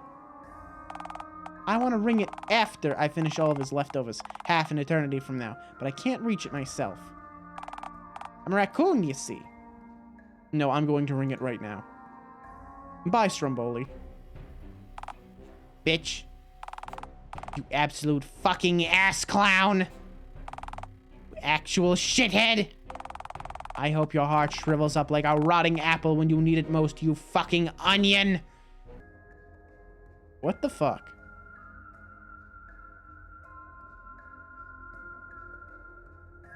Okay, let's hope this works. Oh, I wanted to ring for phone Satan. Oh, hey ya, buddy. What's the haps? Wait, hang on just a minute. Do I know you? I'm Phone Jingy, your god. I lost my name. Legally, sure I am. I still have no clue who you are, though. Haven't we met? If we have, has it happened yet? This is outside of time, and not all time is happening all of the time. You feel me, bro? No? Cool. Still, no clue who you are. We haven't met. Get off my property. How have we not met? Aren't you meant to be everywhere at once? Nah, common misconception. I just move really fast. This is cringe. Take me home. Oh, you're from reality? I'm from Dialtown. Alright, cool. That's the location, yeah. Which timeline? What? There's plenty more reality than just the bit you're used to, you know. Let me see. Got a typewriter head, which is a start. Yeah, because I chose that head type during the character creation. Wait, you created yourself? Most people I've met had to be created by me, or like their parents. Fuck, I don't even remember if I created myself. Shit, pal, you want my job? God, I want to go home. Rightio, rightio. So, if you have a typewriter for a head... Aha, you must be from one of those wacky Callum Crown timelines. Unless you're from the one unfortunate timeline where Randy caused the dial-up, in which case I sincerely apologize for letting that happen. Poor Randy. Even a god can weep. Nah, Calman Crowney was the weirdo who caused the dial-up. That sounds right. Though the name Randy does seem familiar. Brownsy timeline, half forgettable Randy. Aha! I know where you must be from. I've got a whole timeline full of green-skinned scaly dudes. You'll fit right in. Nah, I'm one of a kind, baby. Not my original timeline. Ah, what a pity. That dimension still has dinosaurs, you know. The green fellas are the dinosaurs. Dinosaurs? I can ride a dinosaur? Yeah, they've got dino petting zoos. Take me there. Take me there. Hey, just a heads up. It's not your timeline. You might find it difficult to, acclimate yourself to. Take me to Dinotown. Take me to Dinotown. All right, all right. I'll drop you off with the aforementioned Randy. He'll be desperate enough to take you on a Valentine's Day date there. Ciao!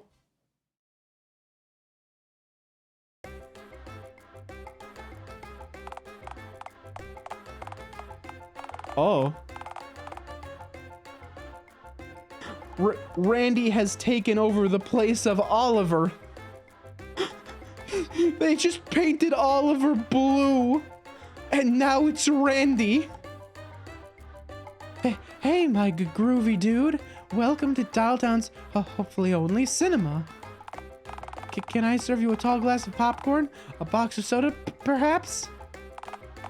Oh, heck, I mixed up the reading again. But please don't ask me for nachos. There's a swan nesting in the nacho pit. I want to go back to the void.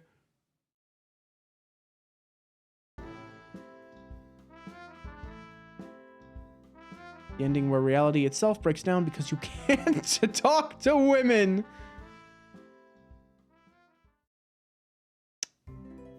Yeah, that sounds about right. That sounds about on brand for me, honestly.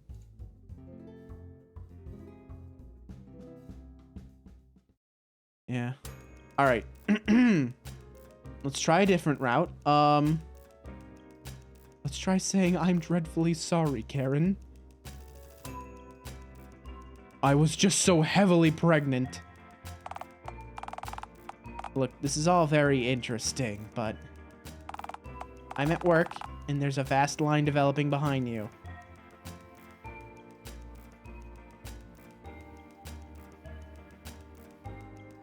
Oh, yikes, I see what you mean. Look, you can just leave and come back when it's less busy if you really want to have this conversation. I just can't have you occupying this space for this long without getting in trouble with my boss, after all. So, what'll it be?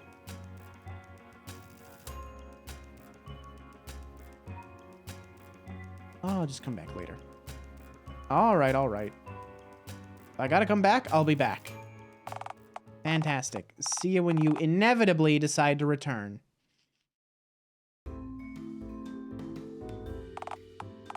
Alright, you've successfully done it. Place one foot in front of the other and displaced yourself outside the confines of the bank. Congrats. When go? When go back? I don't know. Whenever less busy is. So I just wait. Seems it. I'm sure you won't be waiting for long.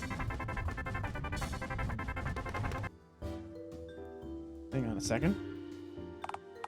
Yeah, I was about to say, have I been loitering here for 24 fucking hours? 25 continuous hours by my count, yeah.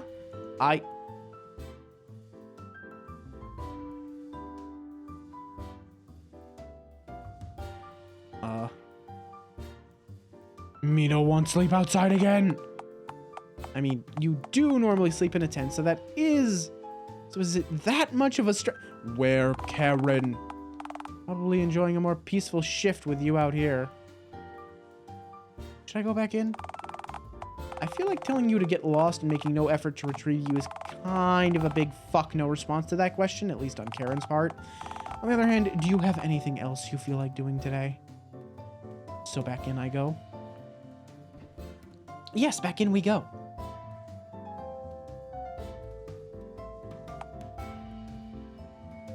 I must ring for Karen.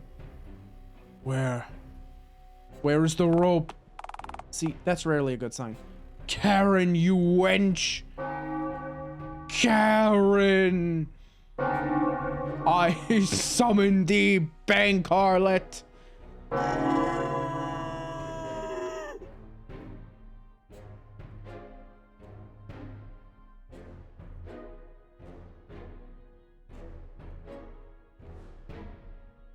Karen!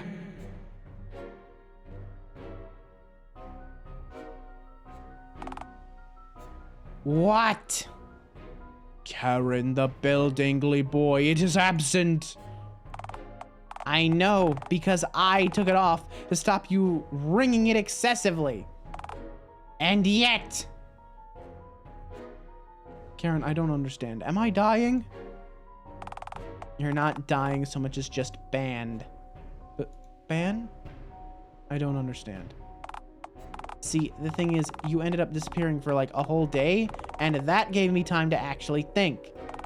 I realized that I really don't feel like dating a lime-hued, hexa-nippled Neanderthal. So, I just told security to put you on the removed from premises list.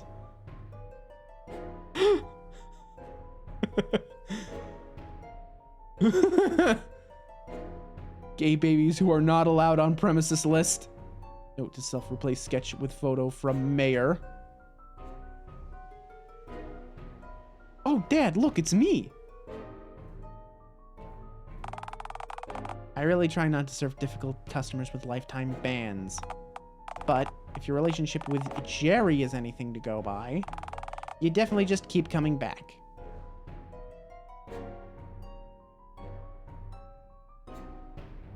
So this is goodbye then? Yes, goodbye. No, fuck you, that was wistful rhetoricism. Rhetoricism? Rhetoricism? I am tree, rooted in place, bank wench. Alright, I see how it is then. Security. Frank, he won't leave. Want me to prod at the list some more, Miss Dunn? Just remove him from the premises, I beseech you. Come on, buddy. You don't have to squat at home, but you can't squat here. I have other places to squat than my tent. That's a lie, ain't it? It's a lie, yeah, but I don't know why I feel like proving myself to you. Maybe you just lack closeness and seek the validation of others, even going so far as to adjust your behavior to appeal to people who you've never even met, just to fill a void of approval that's consuming you entirely?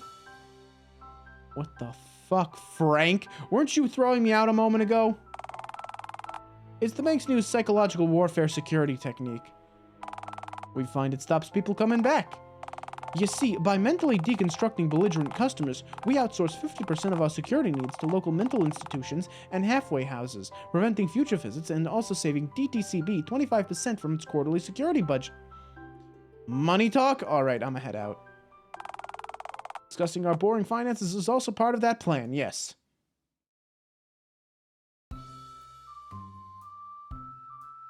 I am so fucking mad. Oh, cheer up, buddy. It's not all bad. Okay, so, like, fine. It is all very bad, yes. At least that whole exchange killed a few seconds, though, right? I am so fucking mad! Why? You've gone on exactly one and only one date with Karen. You're the romance equivalent of a free sample platter of deviled eggs. A green platter, made from various skins and leathers stitched together. Oh, and your eggs smell like fragrant syrups and nectars. Besides, wasn't all of this just to gain entry to the fun fair so you could unload your vile limescale-coated offspring? Why do you feel like she could possibly owe you? Vengeance. You don't understand. I think I might love her. You Louvre her? No, I might love her.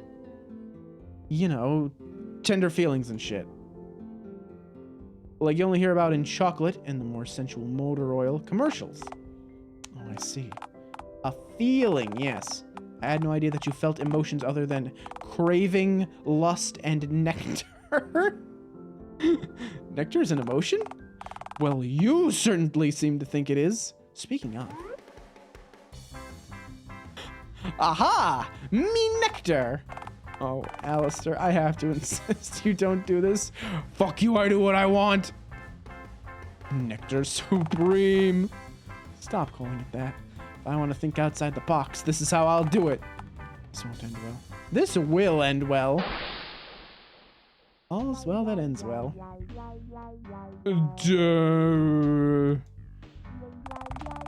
This was such a poorly conceived plan, and you were all alerted of this prior to its execution. Silence, shout, lobe. Maybe I don't seem dedicated enough? Like I don't want her enough. Because I left and didn't demand she come with me? I gave up too easily. I mean, it also might be the 6 nipples thing, or the egg laying. Silence! need to think outside of the casket. I must astrally project the ideas from my brain to reality. Alistair, this is already going as poorly as it could possibly go. Please just calm your pants and fall asleep before you really do serious damage to yourself. Silence, booming voice. Wait, I know. I need to make a grand gesture. But what? Oh God, please, no. There is no longer any viable solution to this problem. You need to be contained.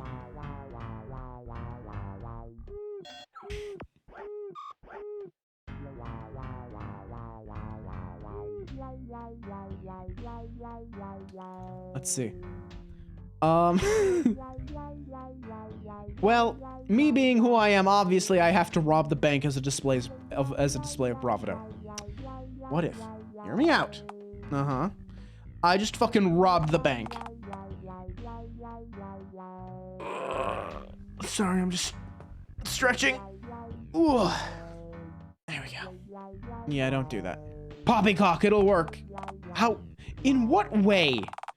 What are you hoping will happen? That Karen will be too afraid of you to say no? Nah, it's nothing like that. She needs to see that I'm, like, serious about this and junk. So you're robbing her place of work? Yeah, exactly. Good man. This is a really poor idea. I urge you to... Oh, come on. Fading out the screen while I'm real mature.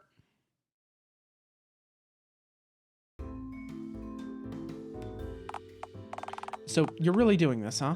I have to. Or Karen.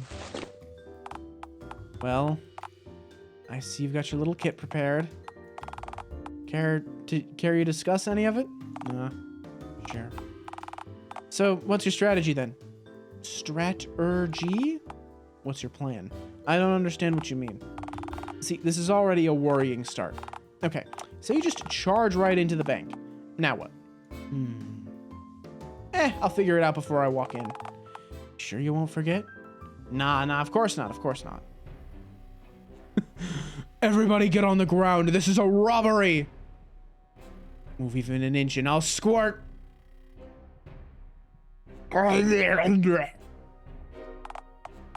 Sir, this is already getting old, and this is only the first and hopefully last time you've attempted to hold the place up. Attempted? This is a holdup, a real robbery. It's 30 minutes from closing time, sir, and I have to serve every customer standing patiently in line behind you before I can leave. So, can we hurry the robbery along, please? Aren't you afraid? Like, at all? I'm afraid that you might end up hurting yourself somehow. I mean, security would probably break your neck if I called them on you. So you do care about me? Yeah, no, it's not quite that.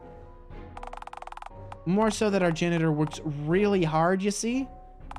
Security totally sever your neck, causing your entire head to just plop off, spill your green blood, maggots, or whatever swishes around inside your body onto our easy-to-clean polished hardwood. Think of the stain.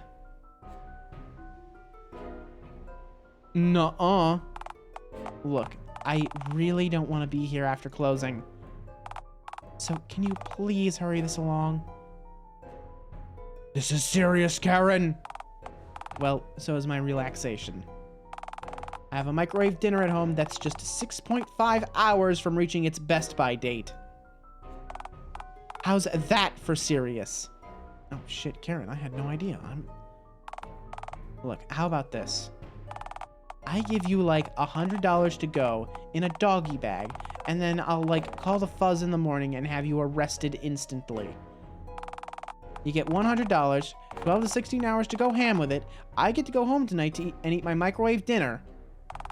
And best of all, once you're in jail, I don't have to deal with this ever again. How's that for a deal? Karen, this is about more than just $100. Karen, I love you. I'm doing all of this to show that I'm serious. Instead of, like, buying me flowers or whatever. I figured this would be more memorable. In the same way a dumpster fire would be as a romantic gesture. Wait, you knew that was my plan B? Please tell me you're using that sarcasm thing that I keep hearing so much about.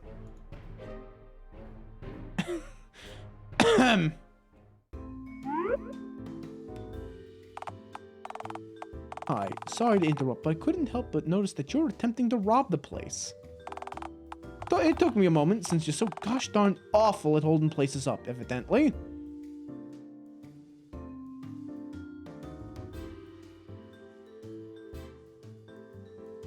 You speak in an awfully blunt way, but for someone with such a sharp weapon in your hand. Ayo! See, pal, you're clearly in the wrong career, because when I want to tell a joke, I tend to just start stabbing people. Oh, you're in the mob, aren't you? Sure am. His name is just Crime Guy. Anyway, yeah, I was actually about to rob this place myself. But now that you're in the middle of it, I won't step on your toes. I'll just let you finish this train wreck all on your own. Besides, the cops showing up is an inevitability at this point, so I might as well just stand back and use this as free market research. You are a gentleman and a scholar, sir. Thank you. All right then, pal. Good luck with jail and all. Call me at 1-800-MOB if you need a lawyer who's more crooked than my aim, which is, I assure you, very much crooked. It's all the hard drugs, you see. Okay, thank you. What a nice man. Aw, man. Hey, wait, can you, like, please lift the shutter and stuff? I don't like the lack of options it's giving me. No. Drat, I thought that might work. Honestly, the most fascinating part of this oh-so-hilarious character study on Dialtown's weirdest citizen is the equipment you thought you needed for the robbery itself. I don't understand what you mean. I packed the essentials! Alright, did you organize a getaway driver? Well, I did leave a large stray dog outside. Took me a while to find one large enough to fit both of us onto its back. The one that the street washers lured away a few minutes ago with some raw meat. Et tu, doggy? Your weapon of choice is a banana, which... I don't even know why you'd choose a banana of all things. It's kinda gun-shaped. Figured you wouldn't notice from the distance you are away. From less than 5 feet away behind a mere single pane of bulletproof glass. Yeah, see, when you say it out loud, the banana is also peeled. Well, yeah, it's in case I get hungry. Bananas are objectively a fine source of potassium. Right, yes. I see you're also wearing a shirt this time, and boy, is it fitting. I put the hug in thug. Thank you, I found it in the trash. And it came with a hole over one of your nipples, no less. I added that myself. Show a bit of skin, add a wee bit of sex appeal, you know? That false mustache is also quite inspired too, but of course obscures very little. Oh shit, I forgot I was wearing this. I completely gave myself away. I could have gone undetected. Rookie mistake! To be clear, it wasn't so much that you forgot you were wearing the stash, but rather your glistening slime-hued skin and stitched-together skin head. The sunglasses didn't help you an awful lot either. Well, maybe I just don't like eye contact. Neither of us have eyes. Right, yeah. Nah, shit, I guess the game was rigged from the start then. Yeah, plus the police should be here any moment. Wait, what? Yeah, I pressed the silent notify police button as soon as you stormed in. Et tu, Karen? Alright, where is he? Right over there, officer. Please drag him off promptly. My microwave dinner thanks you. Alright, kid, lower the banana and surrender, and we can get this over with.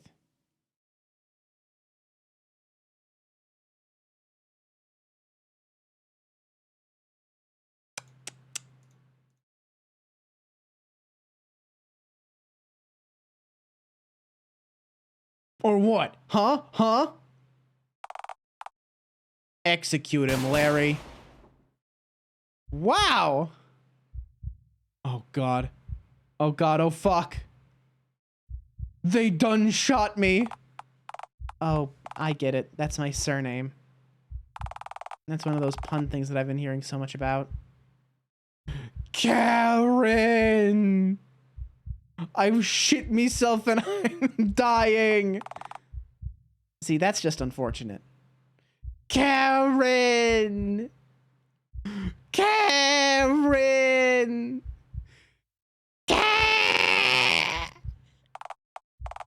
Okay, Alistair, look, can you not repeatedly wail my name using your dying breath like that? The CCTV cameras do pick up some sound if you keep screaming my name while you drift into the eternal good night. Whilst also in those blood-soaked, shat-in briefs, I may very well get my pay docked. Okay, thank you for informing me. I understood. I understand completely. Prompt death.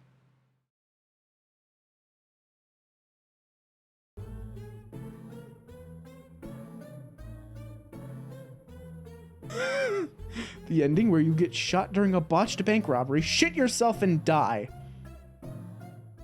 Cool. Cool ending.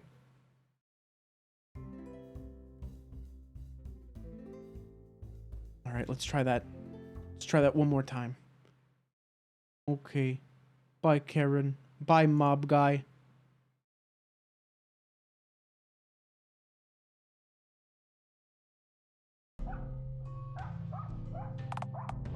Well, isn't this just wonderful? You've been imprisoned yet again in the Dialtown City Jail, no less. This beats being back at the Dialtown City Zoo, though, right? Was this really the best outcome we could have achieved? Well, obviously this isn't even close to the best outcome you could have achieved when you got up this morning. Not even close. What about after I decided to rob the bank, then? Right, so after you decided to storm a bank armed with a banana? Oh, yeah, definitely the best outcome. You didn't get shot by the fuzz, shit your pants, and die on the spot after all. Very true, yes. Think they might let me off for good behavior? Well, can you behave? Is squirting considered a felony by our fair legal system?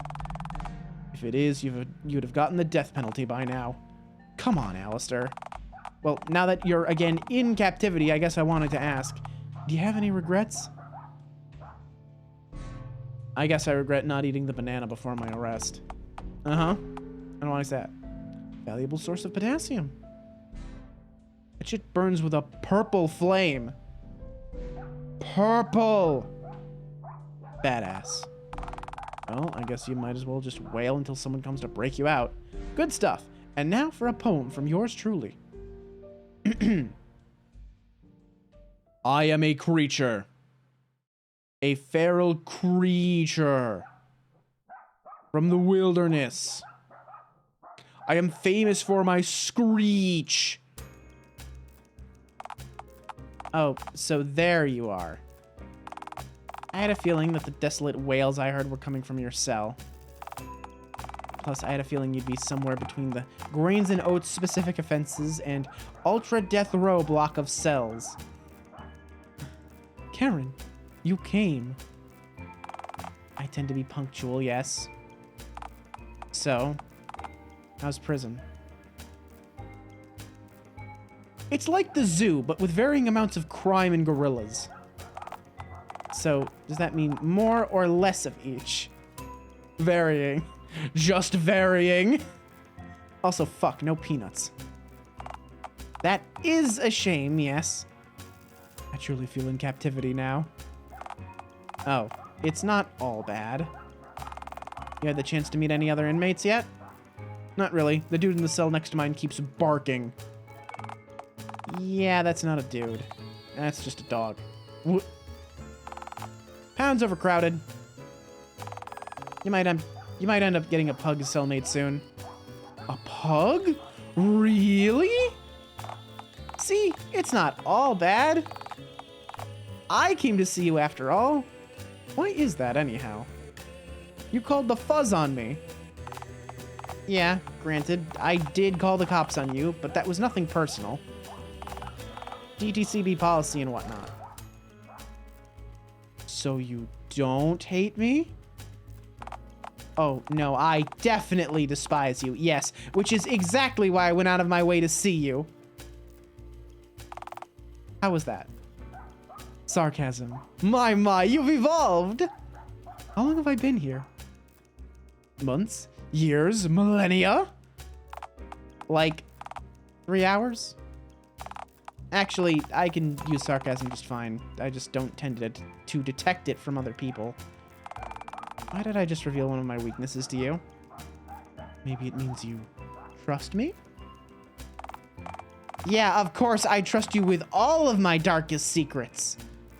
I can't tell if that was sarcasm or if the barking next door is making you go deaf. Look, you goof. After you left, I did some thinking. Mainly about how bored I was until you arrived, and only before you arrived. Having a weird wretch hold up your bank with a banana seems to be the definitive cure for that. So wait, my moronic robbery plan actually worked! If your plan was to pique my interest by exploiting my drudgerous daily boredom, then congrats, you did it.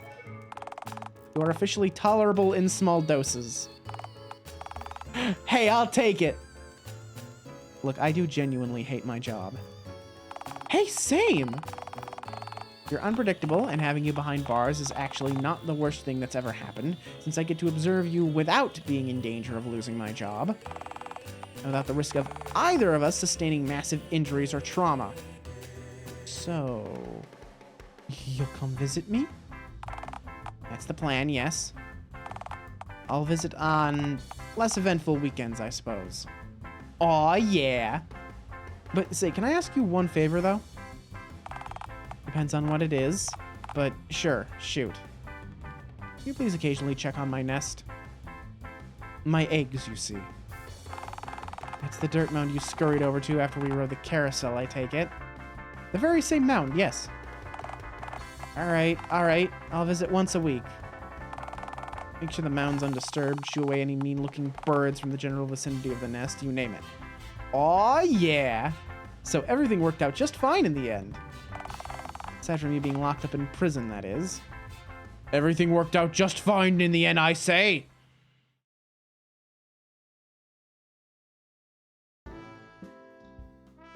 Oh! I don't like the naked.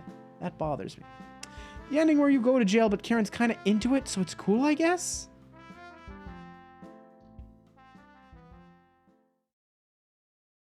Alright. I don't think we have, officially... Yeah. No. We have not yet, managed to, we have not yet managed to do Karen's route properly. Unfortunate. Let's see, I can't, go back? Can't go back. Hang on.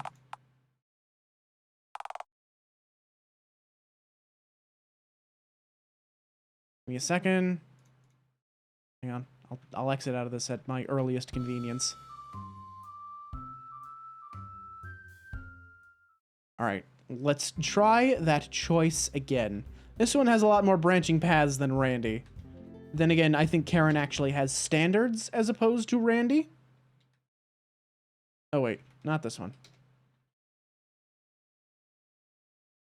Go one more further back than that. Guzzle many packs of batteries to charge up your brain. I need to energize myself. Batteries.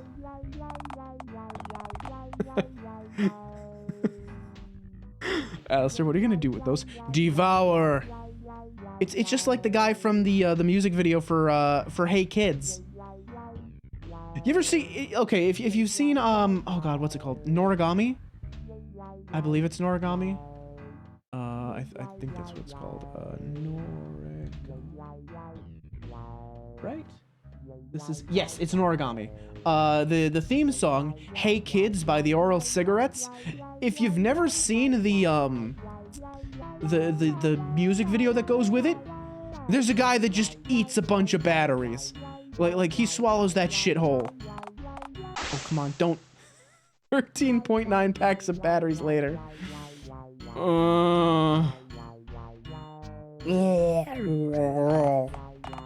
Alistair, stop this. One more. One more till I hit 14 packs in me gullet. Yes, one more. But the battery clearly isn't meant to be eaten.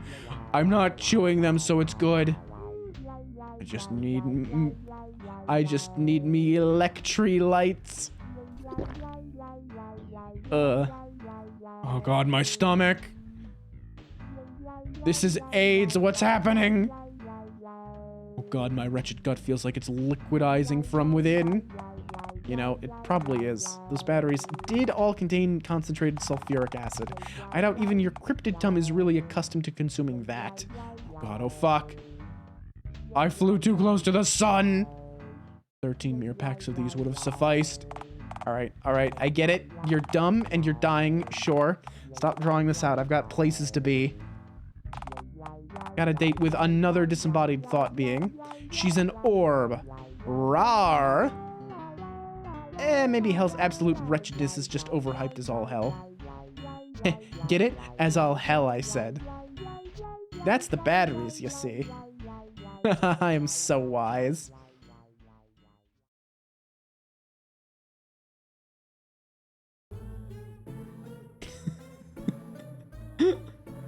The ending where you overdose on battery acid. Man, I've died a lot. Karen's route's a lot harder. I can't believe eating batteries didn't solve the problem. All right, clearly we need to go farther back. Try this one more time. All right, we apologize. We tell her that we were pregnant.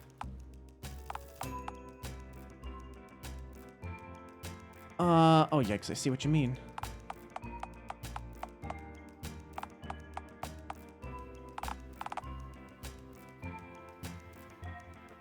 I have to convince her to leave work, otherwise I fail. But Karen, what if we both left, like, together? What? You're asking me to just leave my job? Why on earth would I do that? Because you clearly hate your job, firstly. And because you clearly want to have this conversation in the first place? Uh-huh. So what makes you think I want to have this conversation? You could have called security on me from the get-go. But you didn't.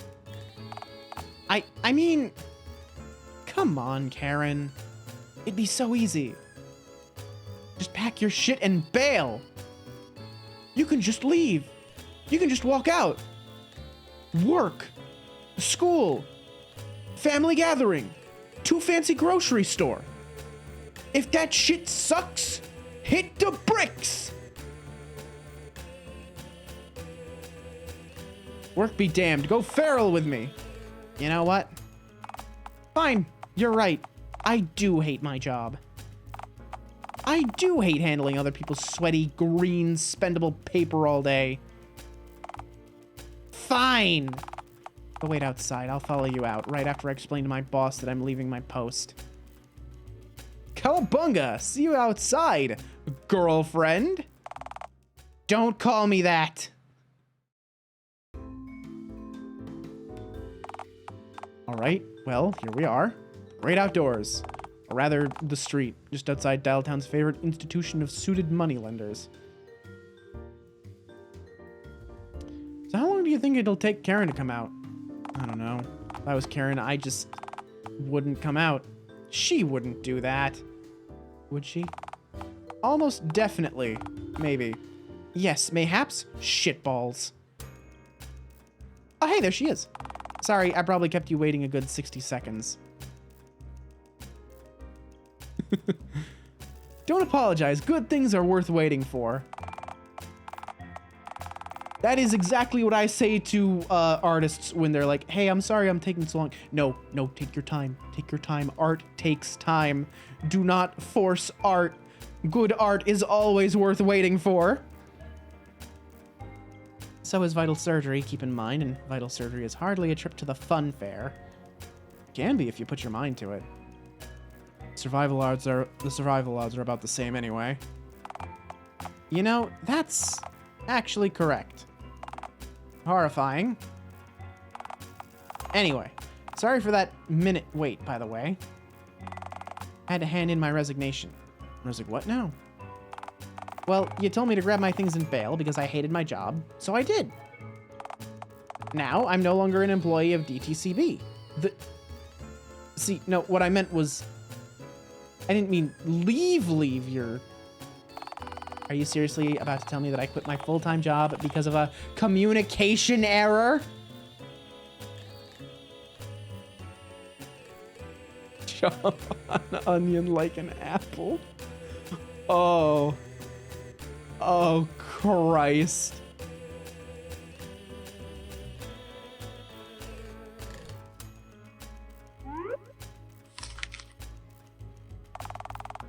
Where did you get that onion from?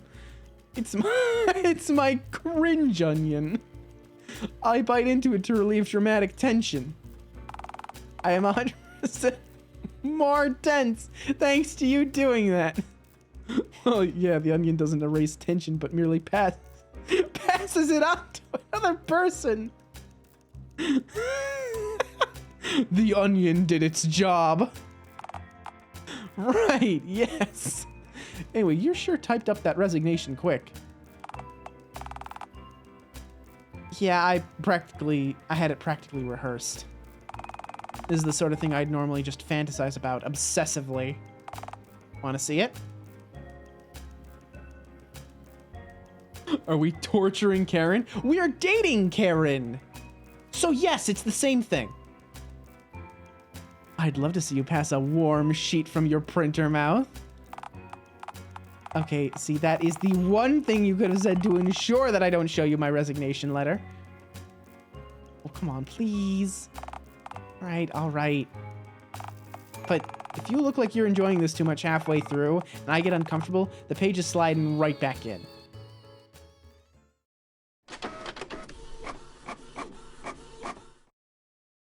That's a pretty good resignation.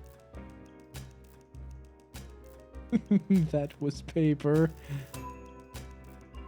Short and sweet. I like it. Thanks, I made it myself. I'm doing pretty well. How are you, Mabel? Welcome on in.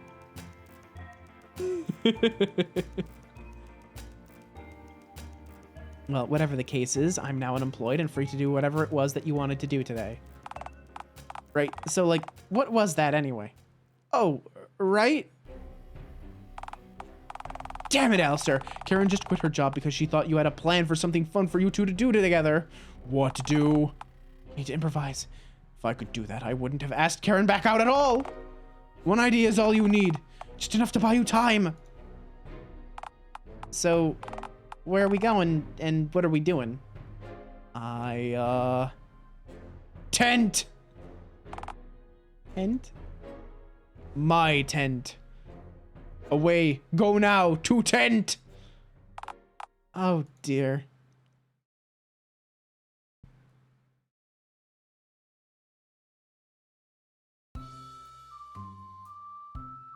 Alas, my tent. Welcome to Casa de la Mi, Karen. It certainly smells indescribable.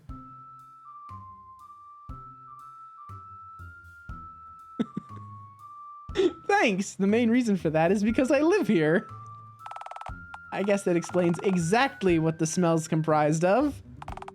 Equal parts you, park air, pond vapor, and swan lust. 4 nouns I've never had to use sequentially until today.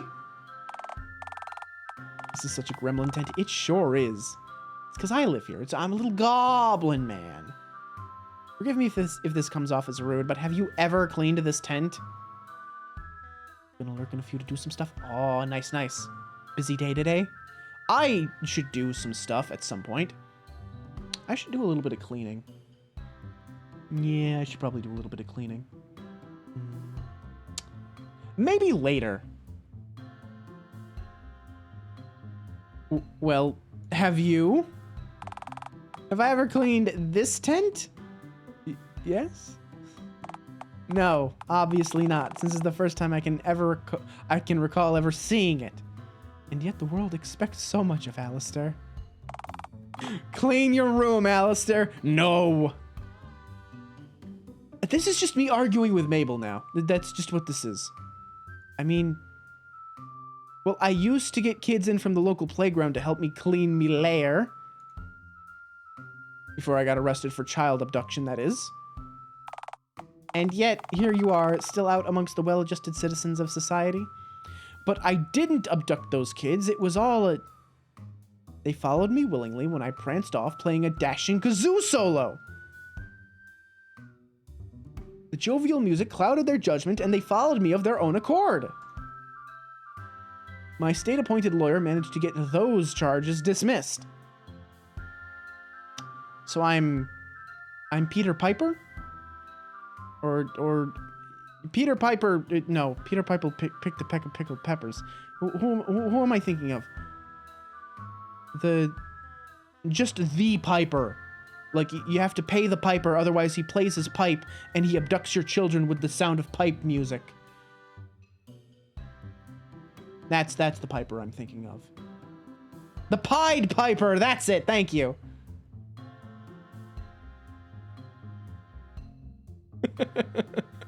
I'm sorry, I apologize for besmirching the honorable name of Peter Piper.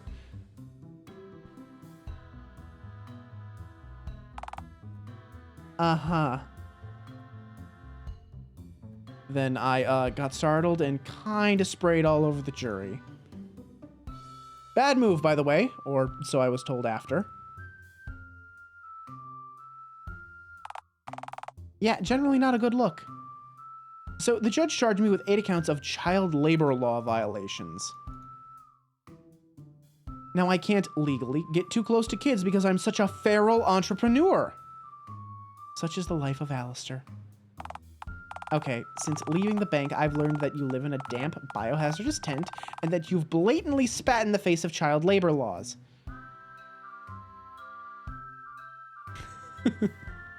I respectfully disagree with child labor laws. I'm this close to leaving. No, wait. I haven't even shown you my knickknacks. All right, then, let's get this out of the way. These are my favorite scissors.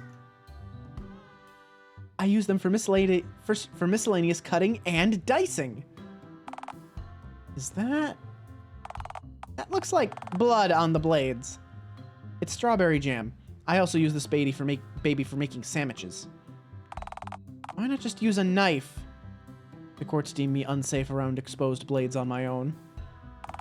Right, well, that's a can of worms I simply refuse to open. Gosh, we are disgusting. Oh, we sure are. We sure are. We are green. We are covered in scars and wounds and stitches. And, we have 6 nipples. Hello, Ashbourne. Thank you for 3 months. I appreciate it. What the fuck are you looking at? Well, this is Dialtown, obviously. I don't know what you expect. It's Dialtown. We play a green, hexa-nippled monster who lays eggs. And we're trying to date this lady with a printer for a head. It seems pretty straightforward to me. I mean, if you don't get it, I don't know what to tell you. You got any other batshit oddities to show me? I sure do. See, I have this figure of Rainbow Dash in this jar here. Sorry. This is Scott the Squash. This is infinitely funnier than Pickle Rick. Did you paint a face onto a butternut squash? Nah, it came pre-painted. Would you like some Scott lore? Scott lore? Yeah, Scott lore. Sure, I mean, well, now I'm enthralled. Oh, Mabel. Ah! Oh, why'd you have to remind me of that, of all things?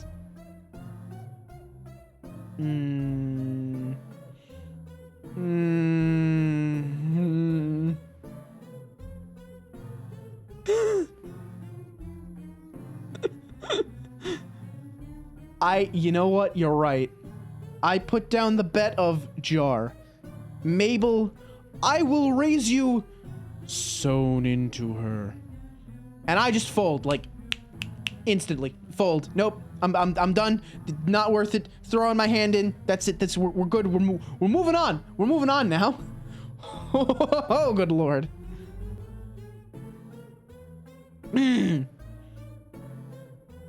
So this is Scott, the all-knowing and all-hating squash. He knows everything and hates all of it. Right. Please don't touch him. I'm a simple squash-fearing man. Did his eyes just turn red?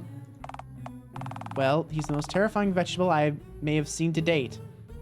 I'm glad we are unified on this topic. This is an unholy entity. You thought of calling for an exorcist? With my typewriter head? Oh, right. I don't know, write a letter? Do I look fully literate? Never hurts to learn. And practically domesticate myself? Hard pass. Besides, I'm sure attempting to exercise the tent would just anger the squash. Somehow, I believe that. You don't seem to be enjoying yourself.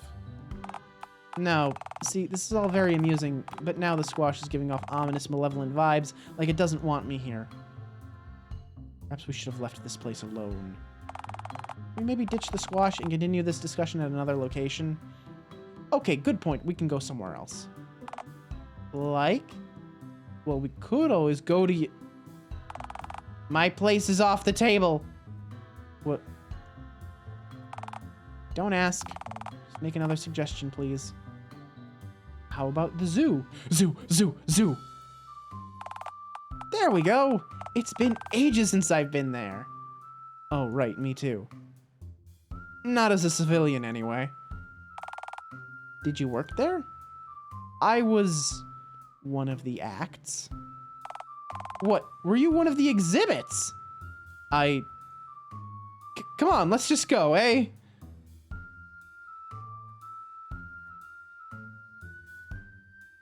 I'm shocked she's been around during the squash so far. Look, that squash is an evil entity. We don't talk about him. Well, here we are, Karen. Man, it's been years since I've been here. Do they still have animals here? We are the animals, Karen. So, is that a yes? Yeah, I imagine they still have tapirs and shit. Splendid! That's the best thing about zoos. Now, let us... Oh, no. It's the Theodore Russellbelt, adventurer. Oh ho, what's this? Oh no, oh fuck, oh god, not you. I'm sorry, Alistair, do you know him? Alistair, you feral bastard. Sorry, I'm butchering my Australian accent right now. My phone god, it's been months. How goes you? Theodore Russellbelt. My former captor and arch nemesis. Am I to take all this as confirmation that we're going ahead with the Alistair came from the zoo arc? It is what it is, Carbo. It is what it is. Alistair, come home. I can offer you the luxury hay pile. No. I'm a free man now, Theo. I'm a person. Don't be daft. This is your home, Alistair. You belong here, mon cher. I do not. I belong in my tent at an undisclosed location. And that location is the park, is it not? Who told? Why, I saw you emerge from your tent last time I visited the park. I stroll its foliage-abundant grounds occasionally. For all sorts of fancy vermin contained here, we have nary a duck nor swan forcing me outside our perimeter to merely observe them. And nary are you, too. Come home, son. Boy, this would have been a... Hush now, woman. Alistair, you must be contained, studied, dissected. Hang on just a moment. Where's Vernon for the Australian accent expertise? Yeah, really. I was about to say, I'm glad Vernon's not here to hear me butcher his fucking accent.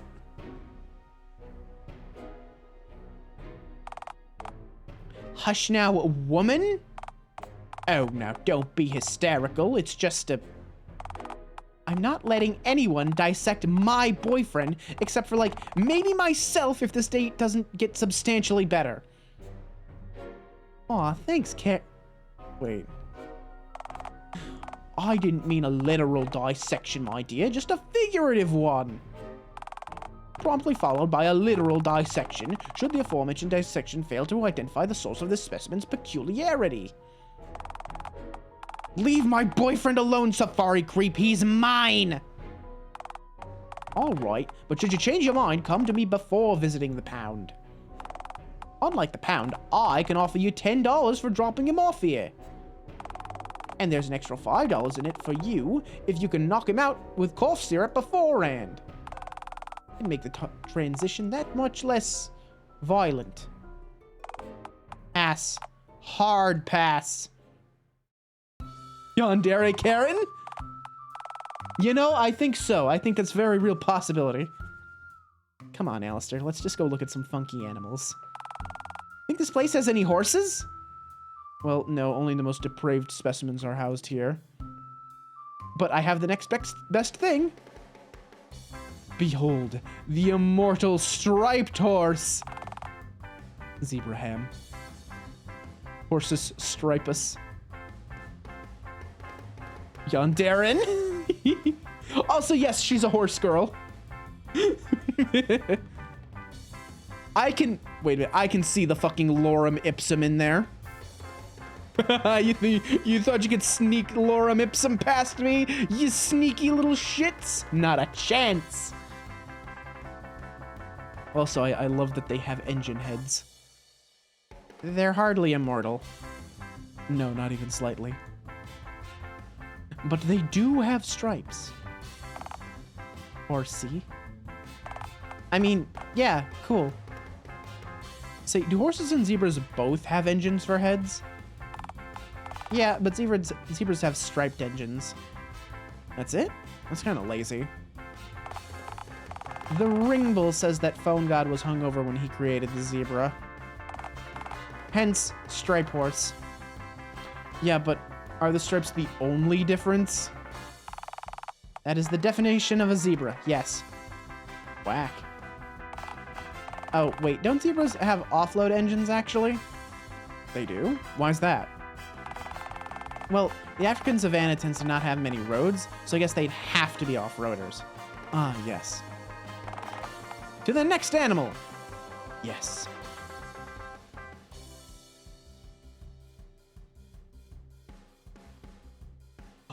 The horse bird. Well, isn't that a bird? I refuse to count them as such. Shh, it might hear you. Oh, please, what's it gonna do? Find a hole in the ground to stick its head in? I wish I could do that. Hey, I'm sure you could. You've got claws, right? It's not the same, Karen. All right.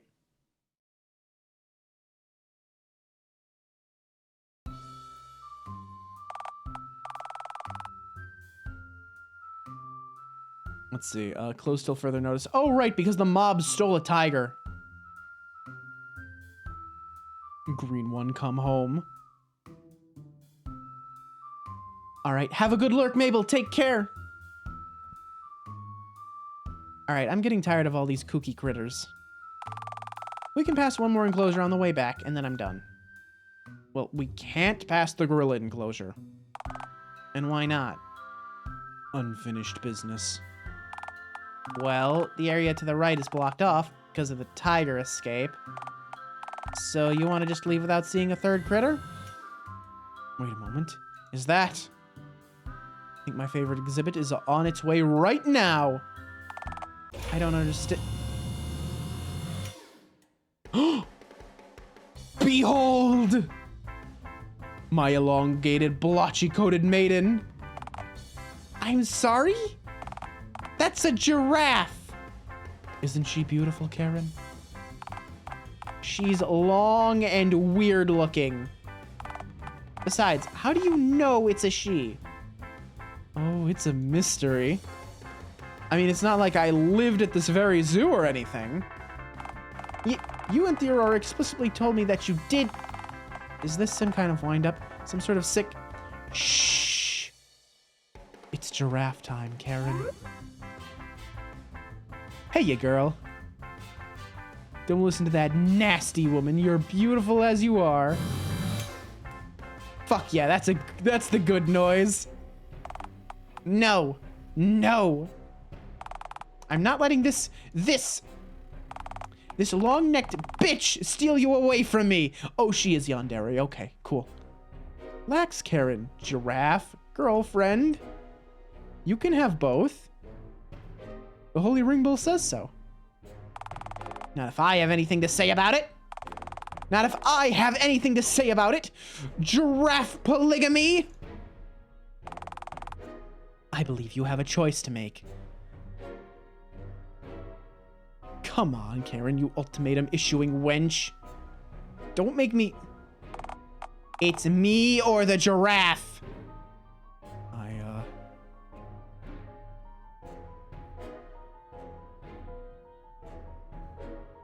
You know, kind of toxic to make you choose between an animal and your SO. Kind of toxic. Kind of shitty. I choose the giraffe. What? Why would you? How could you? What does that long-necked harlot have that I don't?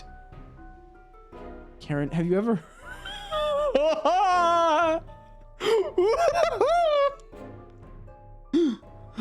Have you ever heard the expression deep throat before?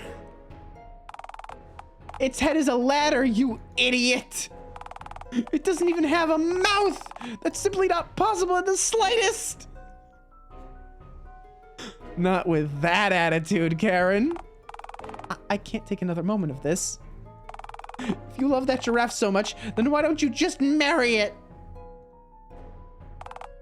Alistair.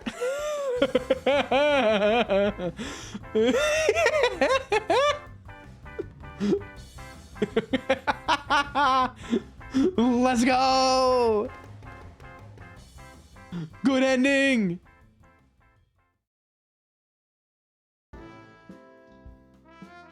Aw, look at how happy they are together. The ending where you marry a goddamn giraffe for some reason.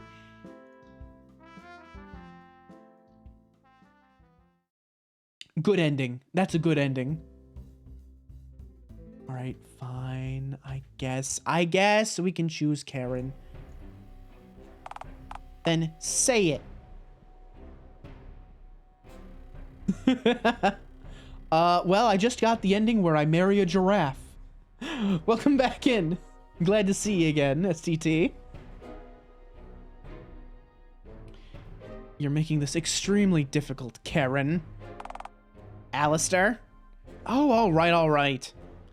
I choose you, Karen, and hereby discard my big titty giraffe GF fantasy. See, if you want the big titty giraffe fantasy, there's this website. It's got the same name as the chemical that they what's MSG, you know?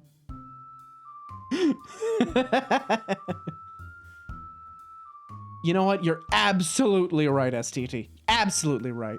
Correct. Now, was that so hard? Always be in my dreams, my long furry maiden. What was that? Nothing. Well, a change of venue is in order then. Well, what's your place like?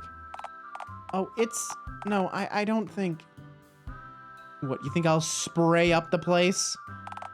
I mean, yeah, now I'm thinking you might, but it's not like that. Come on, Alistair. Well, where else could we go? Movie theater? Noisy. People eating loudly everywhere. Ass. Back to my tent. Unless it somehow followed us here, that accursed squash should still be there. So, definitely not. The bank? That's your best idea? Fine. Where do you want to suggest? You want to end the date then? No. I want to keep going, but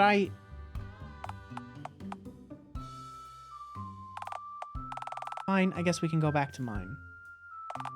But... Nah, it'll be easier if we talk about it back at mine.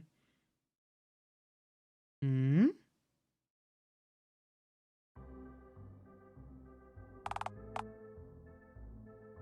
Please grant me a single kiss. Alright, so... Here we are, I guess.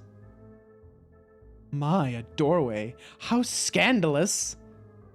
I can see that your fears of bringing me here weren't unfounded. Pal, this isn't even close to why I... Look, there's no point in keeping the bandy-aid on any longer, I guess. Behold...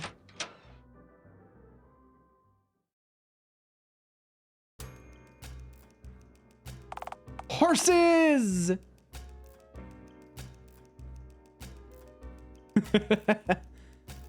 She does have the LED lights, you're right. I like the purple. Alright, happy now?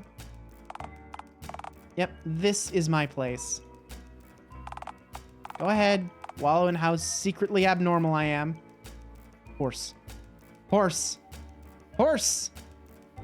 Oh, this is a picture of her as a little kid, rocking horse. That's so cute. You seem to enjoy horses. I seem to, yes. Say, can I ask you a question? Is it horse related? A bit, yeah. And all right, go ahead, get it over with. So, why do you work so hard on hiding this part of yourself from the world? Karen, the horse enthusiast who works at a finance job that she despises all day, every day, doesn't really roll off the tongue, does it now? Most run-on sentences don't, to be fair.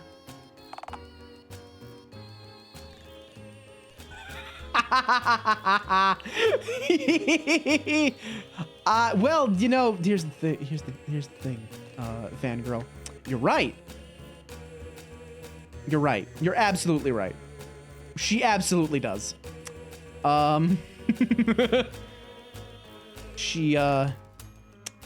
She's definitely got a flair for horses, you know? Not sorry. Come on, you know what I mean. Imagine a good, hardworking typewriter who's got her shit figured out, walking into the bank and seeing an obviously bored printer behind the counter playing with horse figurines. Do you think any budding romance is going to stem from that encounter? Do you think people like that get promoted? Do you think that aforementioned typewriter would want to ask the real me out for coffee? Well, I did. Well, why would you want someone so painfully rigid? You said it yourself, everyone is weird in different ways. Someone that you have to censor yourself for just sounds snooty. They're probably no better. Yeah, well, they're not... Wait. Do you see me as a lesser person, Karen? No, not at all. Not now. Did you? Look, you're great. I think quitting my job to spend the day with you says more than sappy words ever could right now. I obviously like you a whole lot to have done that. You did hate your job, to be fair. Okay, I was itching for an excuse to quit my job / die spontaneously on the job, fine. But I was also tremendously unhappy. I know how it feels to live on a continuous loop. Loops aren't so bad. Sometimes some things are worth doing more than once. Yeah, but it's when I get home that I get to be myself. I can't let myself get too attached to weird customers or strange whimsical ideas when I'm out of this apartment. It's not proper. Or rather, I couldn't, I suppose, since I did just leave the job. Don't you find it all exhausting, though? Constantly censoring yourself just to appeal to a snooty majority? I'll tell you what's exhausting. Doing the same dead-end job daily for a boss who hasn't given me a raise in 8 years. Is that a counter-argument? You just proved my point. Okay, what point was that? That being normal is bad? There's no such thing as normal, Karen. You said so yourself. It's shaped like a horse's head. Well, to be fair, in this universe... Well, wait a minute. Hang on. Oh, this is from before the worldwide dial-up, because the horses still have horse heads and not engines for heads. I see. My point was, why try to be something you're not? You said it yourself. You weren't even going anywhere. Well, nobody's ever gonna want to date me if I... Am I not good enough for you? You sure told that giraffe that you're not a fan of polygamy, too. Well, nobody's ever gonna want to date me if I... Okay, maybe you have a point. Maybe I don't want to spend my life with someone who's fallen in love with a person that isn't really me. Alright, you win. Society is stupid. I knew it. I knew gravel was just domesticated rubble. Most accommodating of rock fragments. Okay, okay. But be happy and weird is hardly an entire lifestyle. It is for me, Karen. I have an apartment, a home. I have a rent to pay. May I suggest not moving into your tent? No. Darn, that complicates things. Do you have savings? Yeah, I have a ton of savings taken from the wages of my near minimum wage that I constantly also use to purchase food, power, running water, and a roof over my ink-churning head weekly. I don't know. You seem to have a lot of weird horse art for someone who doesn't have money. Are you a tax cheat, Karen? No judgment, because I pay 0 taxes, but, like... I do indeed pay taxes, and don't be silly, I didn't buy a single one of these paintings. You found all of these in a dumpster? No, Wait, are you a thief? A scoundrel? Just like me? Have you been looting, Karen? Oh. No, I printed them myself. You made these on your own? Well, canvases are cheap. And I need something to keep me sane when I'm not handling grubby green paper or drinking cheap wine. I don't understand. How? Well, my head produces ink in the shapes of images. But they're so horse-like. Just like the ones on the horsey go-round, except real. Photographic memory. Well, no, it's not just that. Good visualization skills, I guess? I'm skilled at picturing things I've seen already, but vivid alien changes are my forte as of late, hence the funky coloration. You can do this all in your head.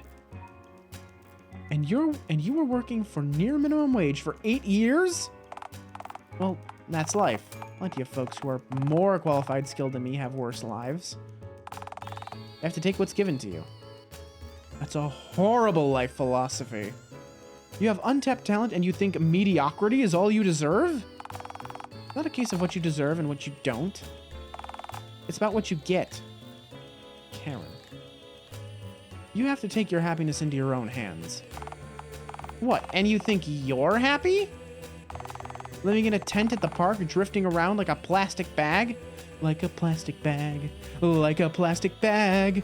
Do you ever feel like a plastic bag, like a plastic bag? Well, duh.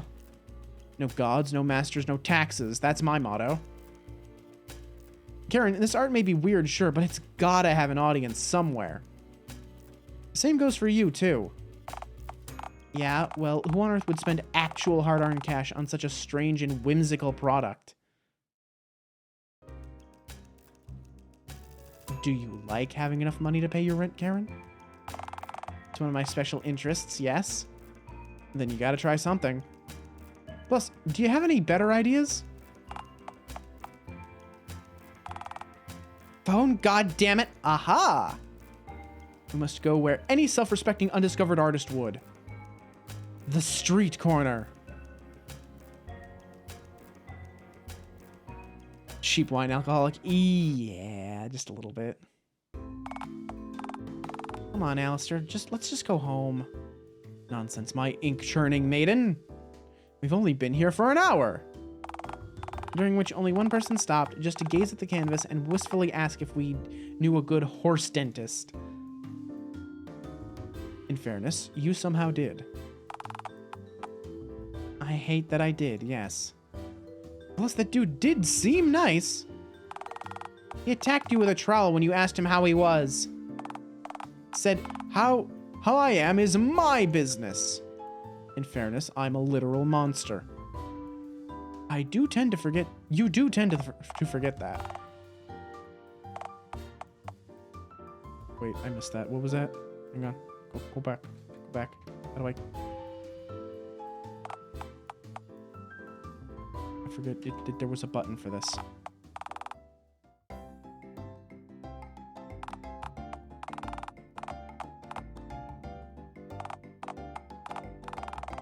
Oh my god. Hang on. I wanna go up. How do I forget how I look at the logs. It was shift. Oh, come on. You're not a... So how much longer do you... Hey, can I trouble either of you for some spare? Aw, hell, Randy, you're already making a doggo's dinner of this. It's Randy! He's back! Hey, you two look like you have more than 30 cents to your names. Do you mind sharing some of that wealth with poor old Randy? Sorry, bum, we're also panhandling. We just happen to have a talent that we can offer the world in exchange for the meager amount of money that we require. That sounds wonderful. How does one obtain these talent things? Usually through years of dedication and hard work. It can't be found in your average back alley dumpster, then? Nope, believe me, I've looked. Ah, crumbs. Well, back to the slums I go, then. So you don't want to buy this painting, then? With what money? I'm begging for 30 cents. You think I can afford $4?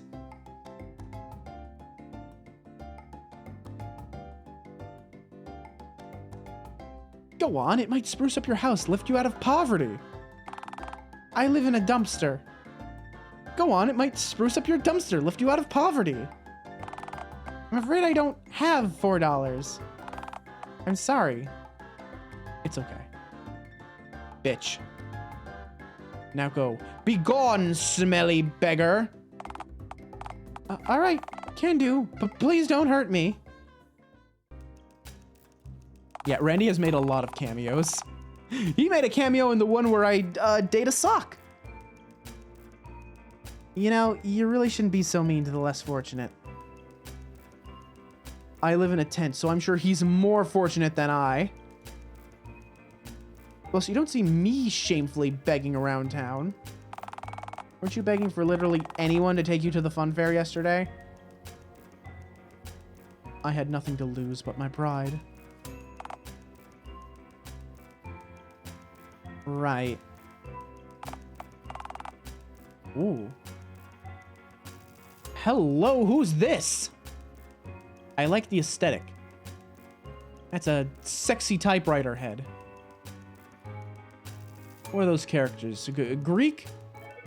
Them's Greek? Yeah, them's Greek. Neat. Hey, what's going on over here? We're trying to sell this horse painting without success. Ooh, cool. One question, though. I say, is that a horse? I just said... Wait. Are you day drinking? This one. I like this one. Passerby is hot. It's true facts. Hey, you too, green one.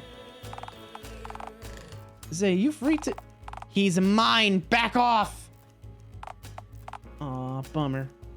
I was gonna ask you to the Dialtown Art Gallery Expo tonight. They're having some expo night, and there's gonna be, like, art and shit. Art, you say? At an art expo in the art gallery? Wait, did you just say art? Be gone, drunkard! Right, cool. Anyway, hang on. Is that a horse on that there? Away! Shoo! Right on. What a...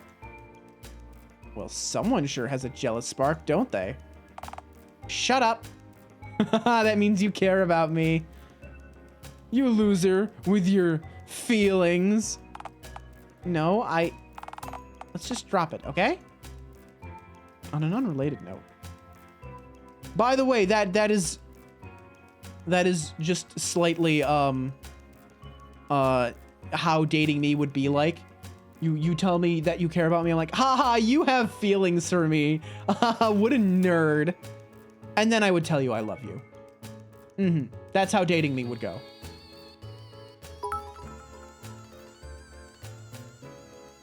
Hey, is that a horse? Yes, it is. Thank you for the bits, Ashbourne. Much appreciated. Headcanon that she's this universe's version of, oh, Dee from Always Sunny? Yeah. Yeah, I could see it. I can definitely see it. God, I haven't watched Always Sunny in a long time. I should do that. Is that on Netflix? I gotta see if that's on Netflix. Why on earth would we go there? We're trying to sell this painting, not steal another painting to sell. Because then we'd be back at square one with 2 unsold horse paintings. No, I mean... Maybe we should pander to those hipster art snobs. After all, the common rabble has failed us. So, that's it then. Unless you have any other ideas. Nope, no ideas. To the gallery we go. Alright then, follow me. I know exactly where it is.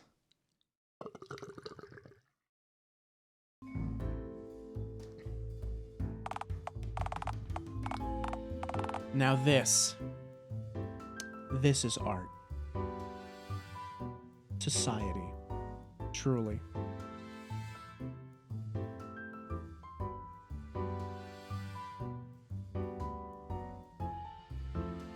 Society.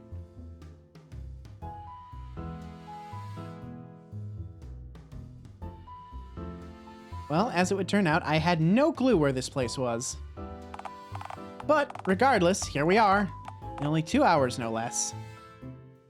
Wow, look at all this painting. These many art. Look at all this Really? Are you high right now? Only on you. Sorry, I'm just not in the mood, Alistair. This place... See, I feel like in any other sphere, an igloo made of human feces with this... Wait. Hang on. See, I feel like in any other sphere, an igloo made of human feces with "This is what ails society" scrawled on the side would be rightfully spurned. They say the definition of modern art is that it evokes the same powerful feelings as classic art does. But you can no longer discern why. Well, in that case, that Mussolini portrait made out of pasta, captioned Il Douche, truly is art because, man, that thing makes me feel a whole wave of agony. How do you think we can get your work displayed here? I don't know. Maybe we have to book an exhibit, and that's only if they like my nonsensical riffraff. Pure no. Let's just rip the worst painting down and put yours up. Nobody will ever know. If they did notice, they'd probably thank us. I don't think that's how it works. You telling me you don't want to rip Il Douche straight down from the wall? You know I'd love nothing more than that, but I don't want you to... I mean, I don't want me getting in... Ha! You do care. Shut up. Shut up. Shut up! Them, again. Ma'am, are you having a problem? I understand that pieces such as Il Douche can produce complex emotions, but please keep your emotions to yourself or I'll have to... Hang on a moment. You're the drunkard from outside. I am? Yeah. Are you the curator here? Oh. Yeah, I am, right. Oh, so that's why you're drinking. Because of the expo function. You're celebrating. What expo? The one you told us about earlier? Oh, that. No, you must understand. I'm simply an alcoholic. I don't... Imagine you had to view Il Douche several times a day, every day. I understand completely now. Honestly, it's commendable that you're not, like, on heroin by now. Not on work nights, sis. She really is, D. Yeah, she really, really fucking is. Just rubs a little cocaine on her teeth. So, like, can I help you? Can you put my friend's painting up on the wall, please? Sorry, the wall's full of this shit. If I remove anything, I'll get, like, sued for censoring magnum opuses. Oh, bye, opera. Such as a statue of Winston Churchill made of mashed potato that says, "What is a king to an obese train conductor?" Drat. Hullabaloo. Fuck! This is truly a vile place. Say, what's the deal with this expo anyway? Why is any of this a thing? Well, the famous satirical artist Philip Morigami modeled a new work and it's going to be unveiled here any minute now. The name of the piece is Greg. Is it considered any good? No idea, since nobody's allowed to see it yet. It should be noted that shortly after completing it, Morigami threw himself off a bridge shouting, "I have brought shame to my people," on the way down and somehow barely survived the jump. So, it's probably something. People have been waiting months to see his ultimate and possibly final masterpiece. Huh, I guess it must be a pretty great piece then. Oh no, Phone Lord, no. You, sir, have not yet seen Greg. If it's so bad, then why'd he make it? Was it an accident? Art is not meant to be good. It is meant to be art. All poetry should rhyme and or be outlawed. Fuck art! That's a relatable sentence, friend. Anyway, Greg is being unveiled in a bit, and every art snob in the state is here to see its birth. Right, I guess the exhibit's well guarded then. And to find it, we'd need to. Nah, it's just through that door, just off to the side, actually. It's closed till it hits 10 p.m., though. Oh, I see. I think I see where this is going. Yeah. In that case, I guess the key to the room would be hidden in the... Oh, no, the door's not locked at all. I just trust everyone here not to peek. This is an interesting development. Karen? Let's go somewhere that isn't through that one top-secret exhibit door. Okay, see, if you were about to trespass into the Greg exhibit's confines, I'd be really upset. But since you just said that you're not, that's completely fine. Enjoy, you two. Now, if you'll excuse me, The knowledge of what's behind that door isn't going to drink itself away. Come on, Karen. The coast is clear. To Greg we go. Are you sure you want to do this? Don't you want to see Karen? Don't you want to see Greg, Karen? Yeah, but we could just wait a few minutes until the exhibit's opens like everyone else is doing. And spend minutes more amongst this mind-numbing, pretentious hogwash? Well, we could leave and come back. Right, and enter the crowded exhibit.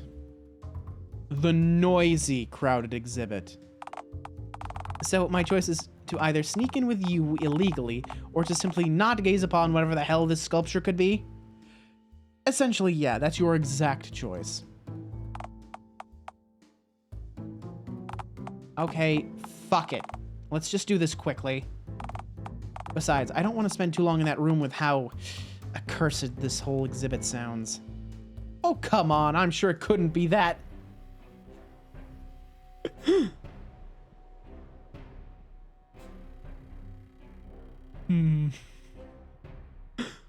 Oh.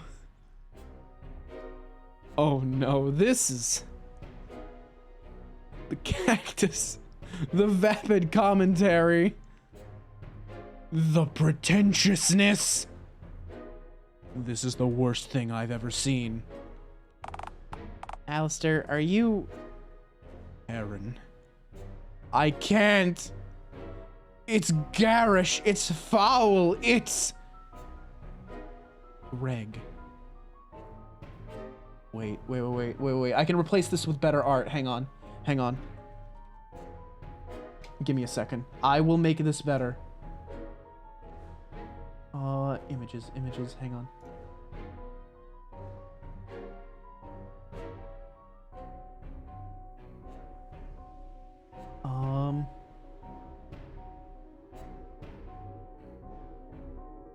Hold on. Let me find it. I am looking for a better piece of art to put here.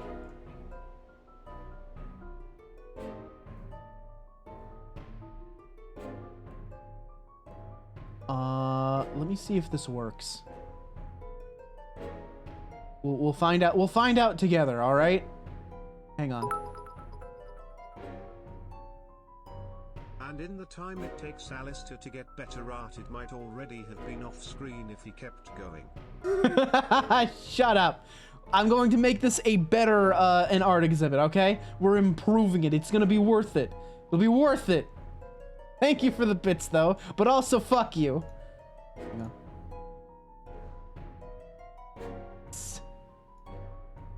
Yes. Yes! I'm still gonna laugh at you. Better art! We've done it. We've improved the exhibit substantially.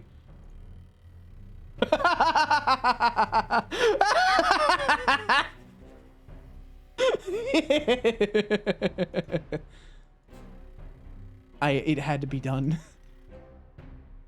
I can't let this evil be unleashed on the world. I can't let Greg be unleashed to an unsuspecting public. Must contain it. No. Destroy it. Alistair, you can't just... Greg is priceless.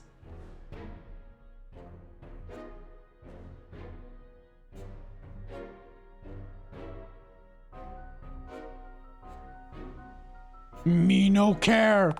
Well, me don't want you to get arrested for this. Why the hell am I even objecting? You know what? I've officially checked out. I'm not putting up a fight. I'm just a witness at this point. Why the fuck does the vibe match the... Why they got matching diapers? Oh shit, you're right, they do!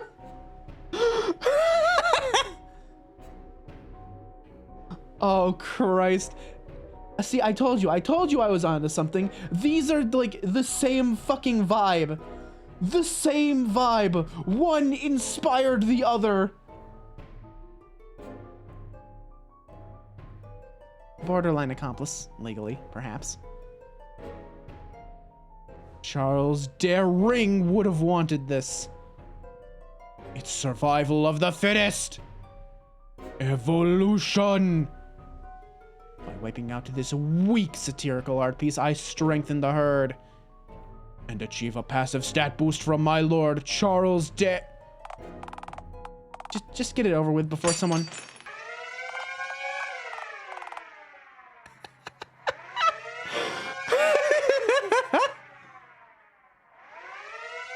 It's gone. We did it. We're free. Wow, you really got it over with. What do? What do? What do? What do?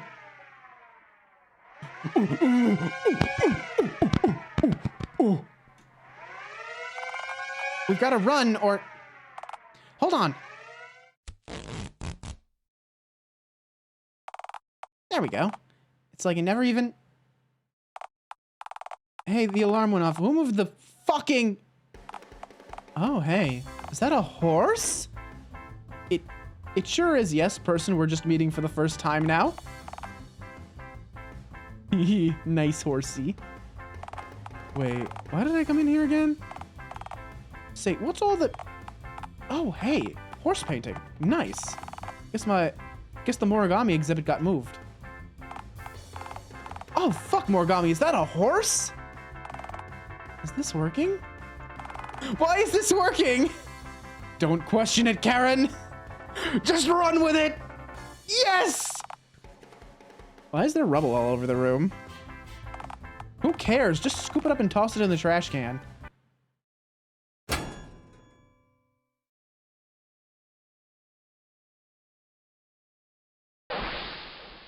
Two hours of art snobbery later. People really seem to like your horse painting. So much they forgot about that origami assholes art. We just destroyed a European 81-year-old man's magnum opus. Should we really feel good about ourselves?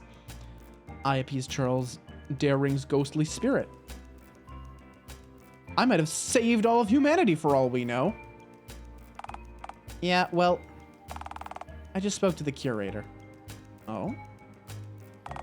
Well, as it turns out, Origami actually survived the jump after completing his painting, but only by the skin of his teeth.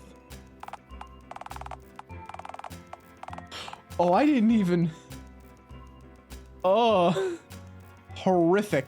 Terrible. Awful. Mingus.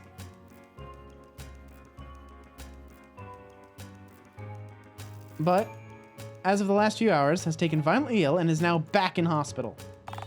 Apparently, he sealed a piece of his immortal soul in the statue we destroyed, so he's quite comatose right now. We've done it. The world is safe from his bad art forevermore. But now that the gallery no longer has a signature artist, and with how well my art was received in place of his conveniently missing exhibit, well, they were wondering if I wanted to be his replacement effective immediately. Let's go! Oh, that's... Karen, that's the best news we could have possibly... You don't understand. The post isn't simply in Dialtown. They'll be sending me to far-off places to reimagine and then paint what I see. They figure the more I see with mine own mortal optical sensors, the better my art will be. But wait. You're going to leave me? Well, I would like for you to come with me. I mean, it's the least I could offer you with how you basically, unwittingly, set this pleasantly ending train wreck of events in motion. I would, but what about my eggs? Well, you couldn't move the nest, could you? Right. So, my choice is to go back to working at the bank, so I can afford my rent and still get to see you. Or you can leave this dead-end town and enjoy the rest of your life. I don't want to... I mean, I can't just... I'd miss you. Aww! Yeah, well, there's nothing left for you here. You need to seek happiness. I want you to go because I know it'll change your life. So, this is it then. Don't worry, I'll write. I can't really... See, reading is not quite one of my... Relax, man. I make pictures, remember? You're good at reading hieroglyphics, right? I sure as fuck am! Who knows? I might even send you a handful of gravel with each note. Even the occasional handful of peanuts if you're a good boy. But what if I'm naughty? Then you get to go to the naughty boy house. AKA prison. But I can always just reroute my mail there instead, so worry not. Hold on, I've got something for you.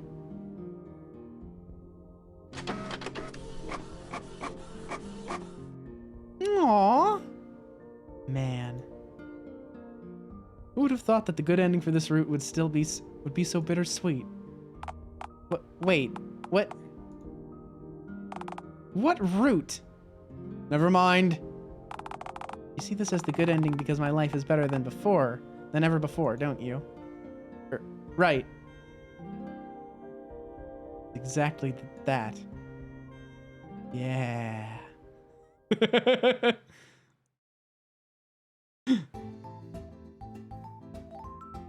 Hey, we did it! Selling fast, book soon, let's go! The ending where it all works out for Karen. So wait, what happens if I don't smash the statue, though? I'm curious now. What happens if I don't do the crime? So the look on your face right now, Shug. Cha-cha-cha, I've still got it. Fuck it. You know what? Okay, it still happens anyway. All right, same ending, same ending. All right, well, that's another route down, I believe. Let's make sure, shall we? So Oliver's the next guy we go after, and then, the fact that it's telling me about an ape man makes me think we do end up dating Sasquatch. I feel like it's gotta be Sasquatch. It has to be. So, we helped Randy. We helped, Karen. Next will be Oliver. And then, I don't know, we haven't met them, but I think it's Sasquatch. I have reason to believe it might be Sasquatch. Anyway, as always, thank y'all so much for joining me tonight. It's been wild and weird and fun. This game is like written specifically for my garbage sense of humor. I adore it. But for now, I will send you off to someone else. Tomorrow I'm streaming. What am I streaming? Let me see if I remember. Let me check my own Discord, which, by the way, if you're at all curious, there's the Discord if you feel like joining it and hanging out. Let me check my schedule. Cause I don't remember what schedule I put up. Tomorrow is The Outer Worlds. That's right, it's The Outer Worlds. We're gonna try and wrap up the murder mystery DLC. So we'll see how that goes. Raid message. Let me just slap that down for you real quick. If you don't have a sub, you can always replace it with the any other emote you feel like, really. Or you can use channel points to unlock the emote temporarily. Your call, your call. Let's see. Who's doing stuff? Oh, we got a bunch of people here, actually. Oh gosh, there's actually a bunch of people that I either don't get to raid often or haven't gotten to raid before. This is actually a tough choice. You know what? We're gonna go with Tavern Monkey. I've been meaning to catch more of his streams. He's someone I met through Eros's community, actually. He's a pretty cool dude. Hang on, we're gonna raid Tavern Monkey. All right. So, we're gonna shoot you out over to Tavern Monkey. Be sure to say hello. Give him a follow. It's gonna be a good time. Looks like he's playing Super Animal Royale.